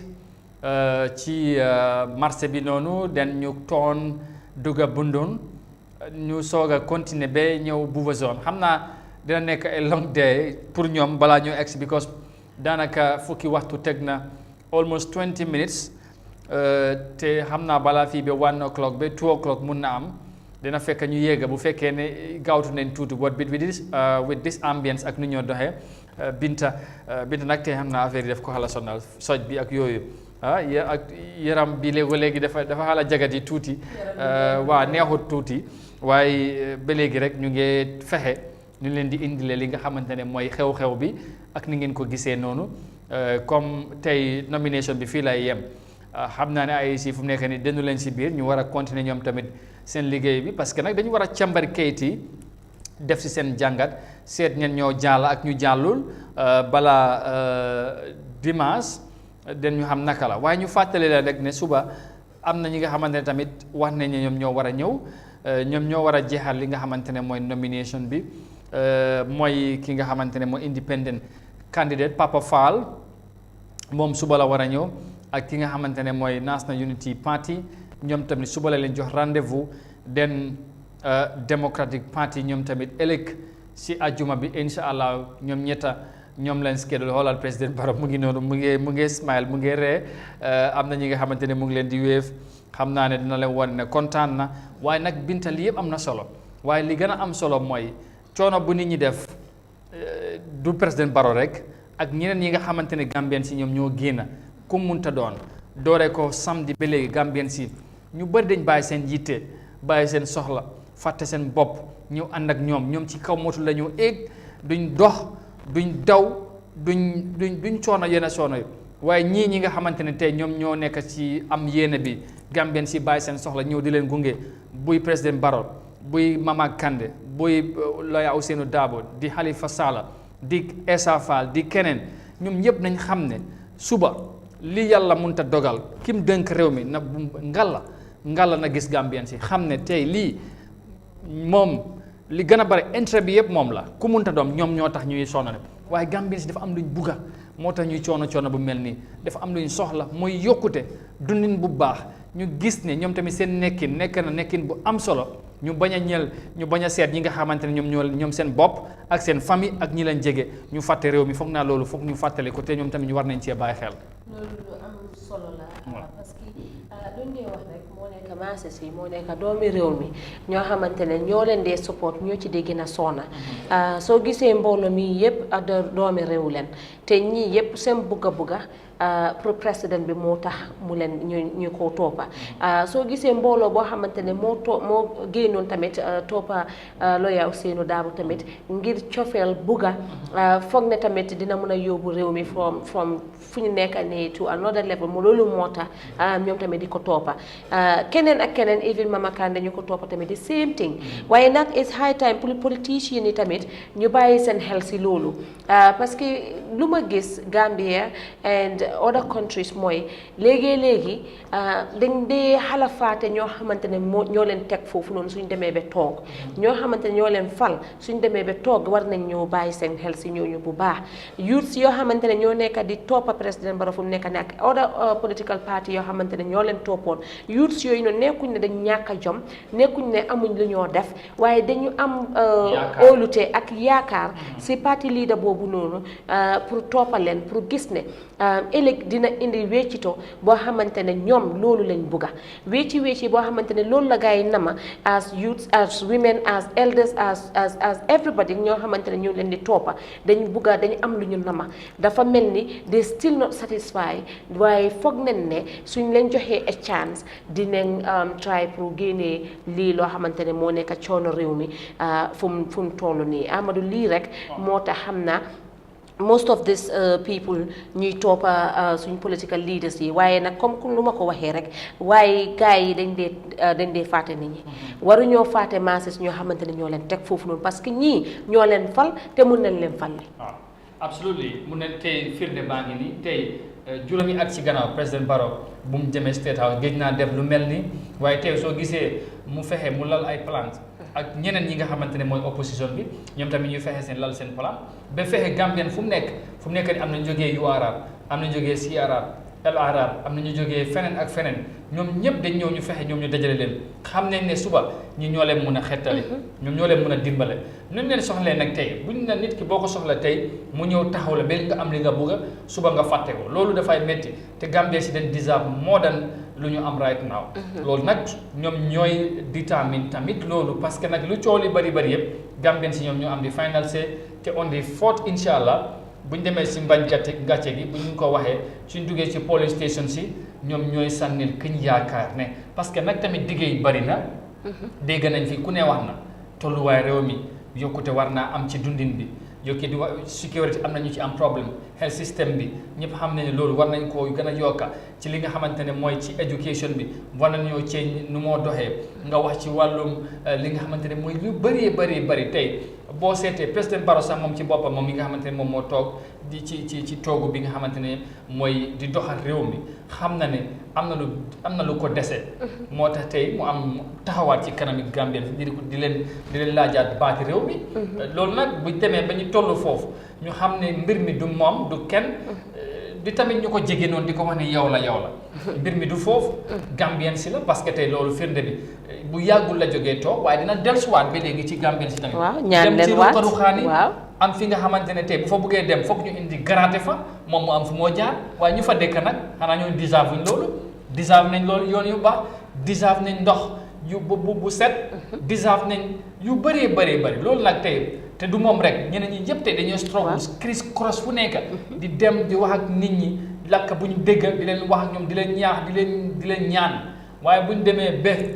gañe rek fàtte commencé indi angale bi rek di nax gars yi di joxe figos yi nga xamante ne doo dee xam naka la yooyu def si war a jeex parce que nag Gambie ñun ñoo ko moom te tamit dafa jot pour ñu dem ci kanam te élection bi dafa crucial moo tax Gambien si dañ ci war a bàyyi xel coono bi bari na nit ñi gis nga nuñ génnee ci nomination bi daanaka ku nekk ku ñëw am na ku ànd ak yow te ñooñu yëpp ay doomi réew moo tax dañ leen war a taxaw jàppale leen. loolay dëgg am na solo torop Amadou man léegi loolu moo tax politique bi léegi dama ko dee jël comme li fi caaxaan la parce que soo xoolee from this perspective moo nekk doomi réew ñoo xamante ne ñoo nekk di toppa politicien yii nii di struggle ak ñoom guddi ak bëccëg time bu leen nii moo nekk time bu la politicien yi nii de loolu moom jaral na leen lu nekk dinañ spend lu nekk waaye nag suñ demee ba toog dinañ la faate te loolu gis nañ sample yu bare waaye nit ñi xam nañ ne government bi mënuñoo def yëpp waaye nag nga fàttaliku ñoo xamante ne ñoo la fal te nga teg leen foo xamante ne lu gën a important daal mooy seen health care system bi seen ndox boo xamante ne ndox bu clean water drinking pour ñu am loolu noonu good roads infrastructural living bi ak dund bi nga make sure at least loolu noonu nu mu jafe-jafe mun loo def yëpp waaye defal leen loolu nga jàppale leen si loolu parce que lii ñoo tax ba nga toog fi nga toog yaa ngi toog si ron AC bi yaa ngi toog di lekk lu neex yaa ngi egg si plane di dem ak ñëw everything ñoo la dee fay you know security bu laa gaar tamit ñoo dee fay ñëpp soo xam nga dafa important torop comme noo ko waxee tamit élection bi fu mu nekk nii dafa crucial torop dañu nekk at a very crucial point te expect naa ne doomi réew mi dina bàyyi seen xel tamit si loolu bu baax ñu def élection bi si jàmm ak salaam ñu def campagne yi yëpp si jàmm ak salaam incha allah yëpp nekk jàmm waaye nag leena laa mun a wax Gambien yi lu ma leen di advice mooy soo joxee nit sa carte koo xamante ne da nga gëm ne kii mun naa indi wéccito bu ma nekk di ut borom indi wut ko for the 5 years toog nga gisuloo dara borom fàtte na la su ñëwaatee si yow wax ko ne duma la jox lii loolu nag demul si affaire présidence yi rek ok am nañ ay politician waaw député yi ay even opposition party yi dina ñëw si yow tey ñu indi la lu nekk ñu ne la ne ëllëg dinaa la jox lu ëppal lii waaw su ma nekkee président waaye suñu nekkul président sa vote yaa ngi leen jox sa vote bi nañ leen fàtte duñ fàtte ne am na koo xamante ne gëm na ma bugga na ma lu ndaw loo xamante ne yaa ngi ko am demal nga séedoo ko ak ñoom even soo nekkul si présidence bi mun nga koo séedoo ak ñoom bu leen fàtte parce que tamit opposition is government in waiting waaw ñoom tamit am na li nga xamante ne war nañ ko mën a wane Gambien si am wala nit ñi am yaakaar ci ñoom ne kii am na track record bi nga xamante ne def na ko fi am na li nga xamante ne wane na ko jàpp kooku amagul réew mi waaye bu fekkee ne moom amagul réew mi wala dénkaguñ ko réew mi am na nu mu ngee def doxalee am na li mu wane yaakaar mun na cee nekk Waaw. kii buñ ko joxee réew mi amaana lu ñu séntu ci moom dina ko def développement den mun naa yokku so yu mel noonu tamit foog Gambien si jéem cee bàyyi xel parce que Waaw, bu tamit baax. foofu lañ toll te réew mi nag definitely boo xoolee mbir mi ni moo demee am na ki ma dégg mu wax mu ne su fekkee ñi taxaw yëpp tey ñu xam élection nu mu seen ak nu mu métti ñoom yëpp ñu ne Gambie lañ gis bu fekkee ne nag décembre romb na on the 4th on the 5th ku mun tawin ñeneen ñi tamit waruñoo dem delluwaat ci leen dañu war a taxaw continuer wane seen bugg a Gambia bu fekkee yow am nga ne gom nga ne Gambia de am nga yéene pour développer Gambia am nga yéene pour jàppale ndaw yi am na yéene pour jàppale jigéen yi warut a em rek ci bugg a di nekk président. ah foog naa ne parce que war ngaa continuer fesal loolu ci beneen anam. waaw fekk nekkuloo ci nguur foog naa loolu tamit. waaw soo mënee dundal sa parti bi millions yi nga am ak yu mel noonu war ngaa continuer di ko liggéey dugal ci yéen Gambien si gis seen bopp. waaw soo mënee dundal sa parti bi mun ngaa dundal ñoo xamante ne ñoo nekk di support sa parti bi. waaw kenn waxul ne mun ngaa def yëpp even the government ñoo xamante ne ñoo toog foofu ne mënuñoo def yëpp.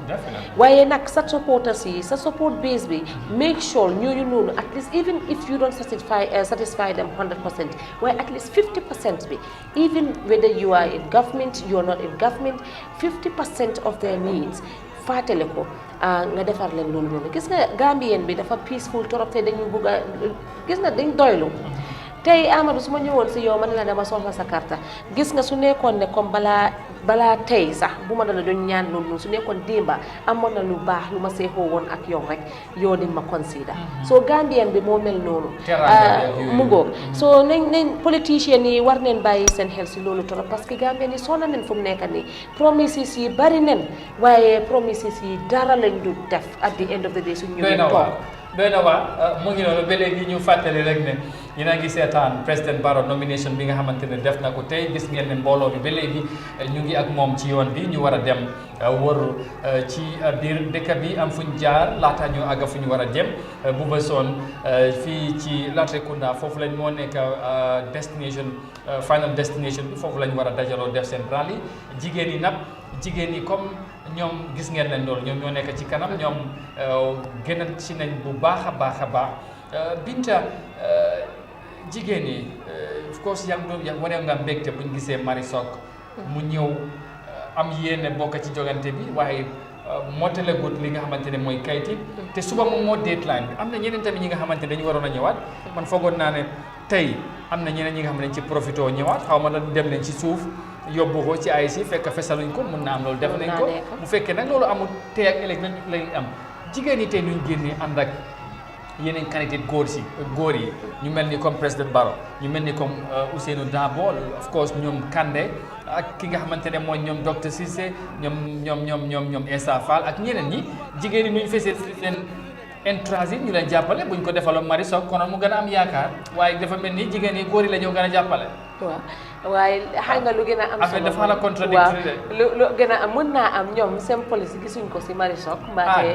yeneen ji waaw mën naa nekk parce que jigéen yi ñoom tamit dafa am lu ñoo xool mën naa am xool nañ Marie Sock dégg jigéen la ñu foog ne waaw mën nañ koo dooleel waaye lu ñoo ut moom fooguñu ne kii mën nañu koo jox soo dañu gëm ne président Barrow moo leen mën a jox loolu tamit mën naa nekk waaye lu gën a am solo mooy jigéen ñi dañu war a jóg ñu buñ stop si lii rek di taxaw di toppa président bi maata di toppa yeneen political party leaders yi di leen taacul di leen di leen dooleel ñun tamit ñu dooleel suñ bopp parce que ñun tamit loolu am na solo si ñun torop ñun ñoo dee gën a soona fii góor yi yéen xamul leen coono de ñun jigéen ñi déedéet ñun jigéen ñi Amadou ñun jigéen ñi ñoo xam coono bi coono kër gi ñun ñoo ko xam ñun loolu coono boobu noonu ñoo ko xam léegi su newee ba noonu yéen góor yi tamit da ngeen war a léegi ngeen ne ma ne xaaral ma jox jigéen bi rek moom tamit bu xam nga nag foofu laa d'accord xam nga la moo tax dama góom ne comme tey ñu ngi wax ne jigéen ñi ñoom ñooy fal te buñ bugg a génne ñu génnee la te loolu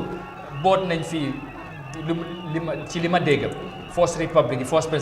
président Jawara jigéen ñi ñoo ko gënoon a jàppale président Jammeh si li ma fekkee gis nañ jigéen ñi Gambie nuñ ko bootee te tamit bés bi nga xamante ne dem nañu jàpp ne war nañoo jàppale keneen buñ ci jàppee ne jógee na fi président Barrow mu ngi nii tey jigéen ñi ñoom ñoo jiitu ci nomination bi dafa mel ni am na ñenn ci ñoom ñi nga xamante ne boot nañ ko pare nañ pour jàppale léegi nag bu fekkee ne dem nañ ba jàpp ne jot na pour ñoom ñu nekk ci kanam dama ne mbir mi nekkul ni ñoo négocier nekkul lu ñoo neexal kenn nekkul li ñuy war a ñaan dañu war a ñëw ñu xeex ñu xam ne lii is their rightful position te ñoom dañ ko war a bokk nañ ci ñu ñëw ñu xeex ko tey boo seetee vice président jigéen macha allah speaker bi jigéen la macha allah ak yeneen position yi jigéen na waaye ñu bari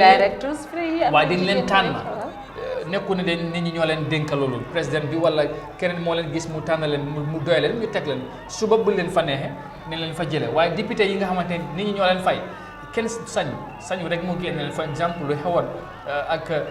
Yakumba Dieng donte ne sax moom nominated National Assembly member la waaye jigéen la gis na jigéen ñi ñu taxawoon jàppale ko ñun mel ni comme ñoom Fatmata Jawara ak ñeneen ñi nga xamante ne nit ñi ñoo leen dénk seen baat kooku du neex président mu jëlee ko fa du neex beneen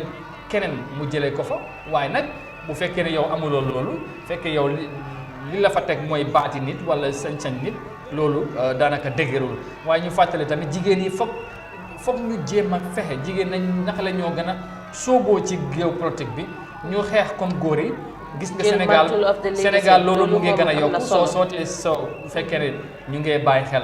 politique Sénégal ñu dee toppa mbir mi dañoo xam li may wax gis nañ ni beneen dimension surtout ci local election yi ñoo dem jigéen dañ def li nga xamante ne mooy seen biir ñu booloo jël ay jigéen yi nga xamante ne ci mayoral election bu ñoo dem dañ ci jiital jigéen yi jàppale jigéen yi xeexal leen fexe political party tamit ñu soorale jigéen yi si seen li nga xamante ne mooy seen nomination ak ñu leen di tànn te foog naa loolu dafa am solo. am na solo trop fa lañ toll ñu jàpp rek ne tamit jigéen ñi war nañu am bu baax beneen taxawaay ci politique Gambie waaye xam naa ne bii moom daanaka bii weesu na 2021 bàyyi fii ba 2026 lu ne xëj na fi incha allah ñu am yaakaar nañ am beneen taxawaay mu nekk li nga xamante ne mooy li am solo beneen bi mooy Binta élection bi dina am solo yal nañ ko fekkee ak jàmm parce que tamit ñu bëri gis nga Halifa Sallah de démba kaddu yi mu wax ñu bëri wax ne dafa daw yaram moom nee na bii mooy last at sànni tàccuwam la bu fekkee Gambien si joxuñ ko chance pare na ci ñu bëri jàpp ne tamit élection bi dina tax ñu bëri dem retirement ci këli mag yi nga xamante ne yàgg nañ ci géopolitique bi est-ce que dinañoo fii ba 2026 nañ gis beneen xar kanam ci politique Gambien ndaw yi gën a soobu parce que tamit gis nañ ci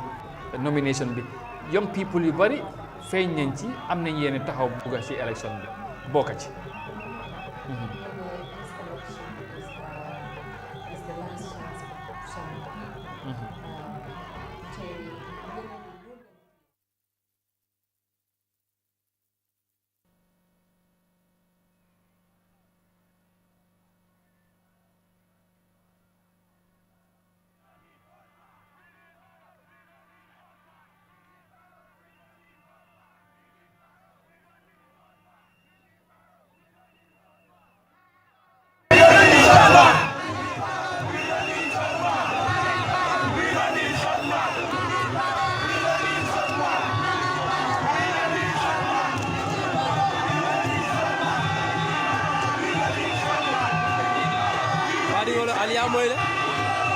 We need Barrow, we don't need all power. We need Barrow, we don't need all power.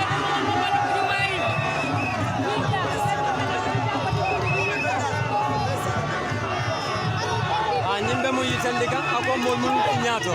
wala siata mol mun yalo ko ibe koma asante.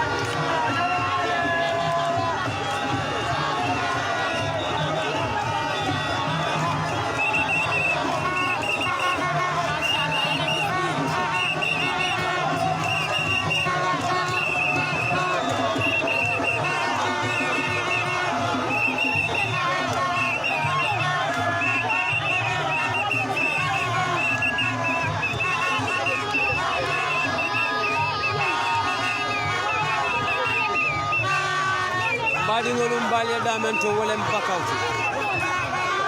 mbadiŋolu mbaliye bakawle a hani sayin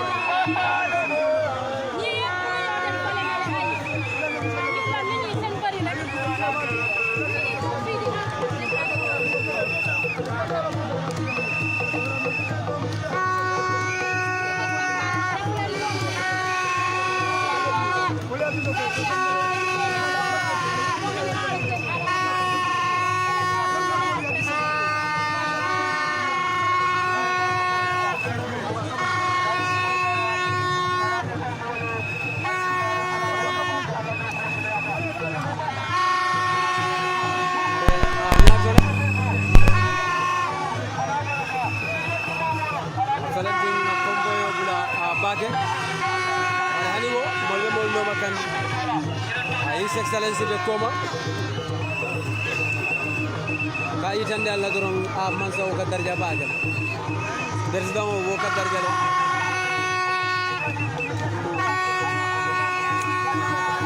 liaji be doya doya Gambia non president Barrow a jarta e kuol be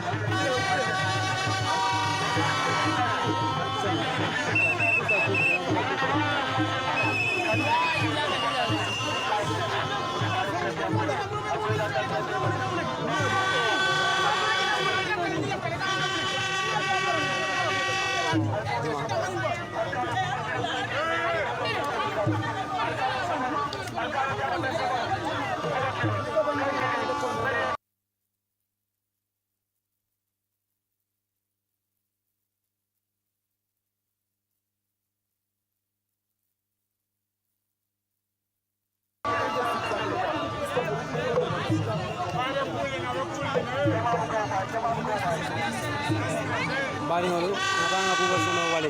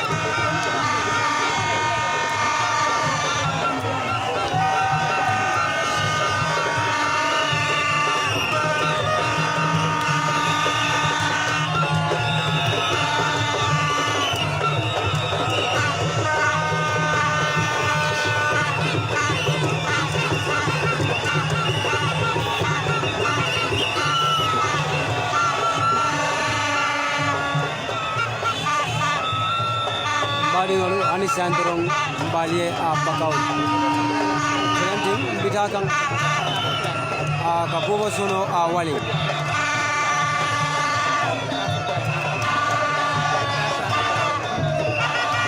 a sambinga futa a traffic light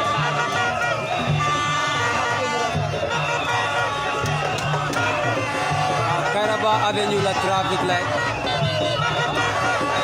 Sambinga futa leje mbaɗigol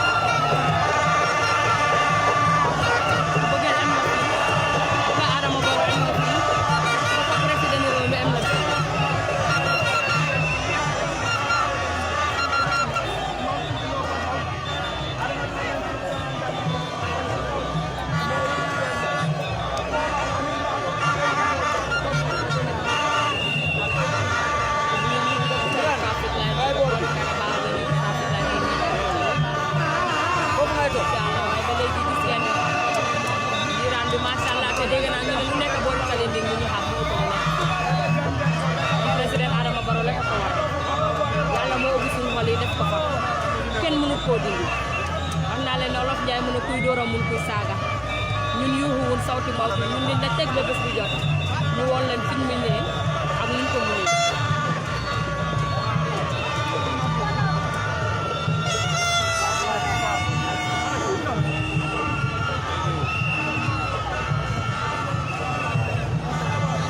bu leen jooy fompaleen seen rongoñ yi bu leen jooy jooy bi yëpp 10 a ngeen war a jooy jooy bi yëpp soo leen jooyee léegi seen rongoñ yi dañoo gaaw a dee bu leen jooy muñ leen rek dugal leen si wane gi ngeen sëlmu bu leen jooy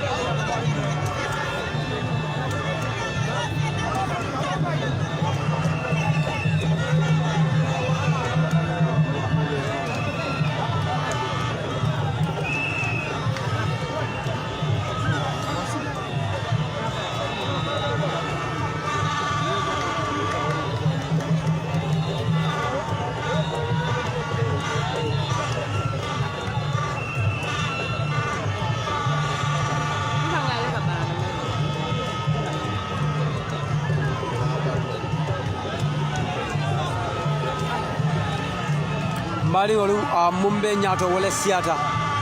mol mumbe koma ni nga access soro ka ñaato yitande Allah abe kuma ala bage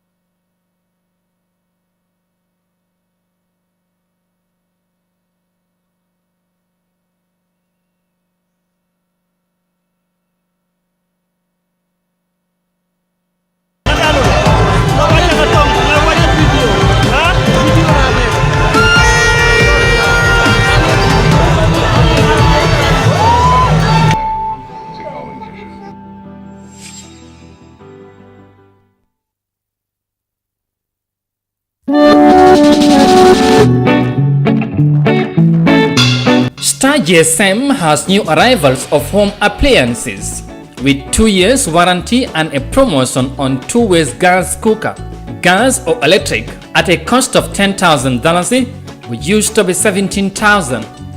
and a deeper freezer $10,000, which used to be $15,000. Stand fans rechargeable and at least for 8 hours. Different stand freezers, deep freezers from 140 to 400 liters. Blenders,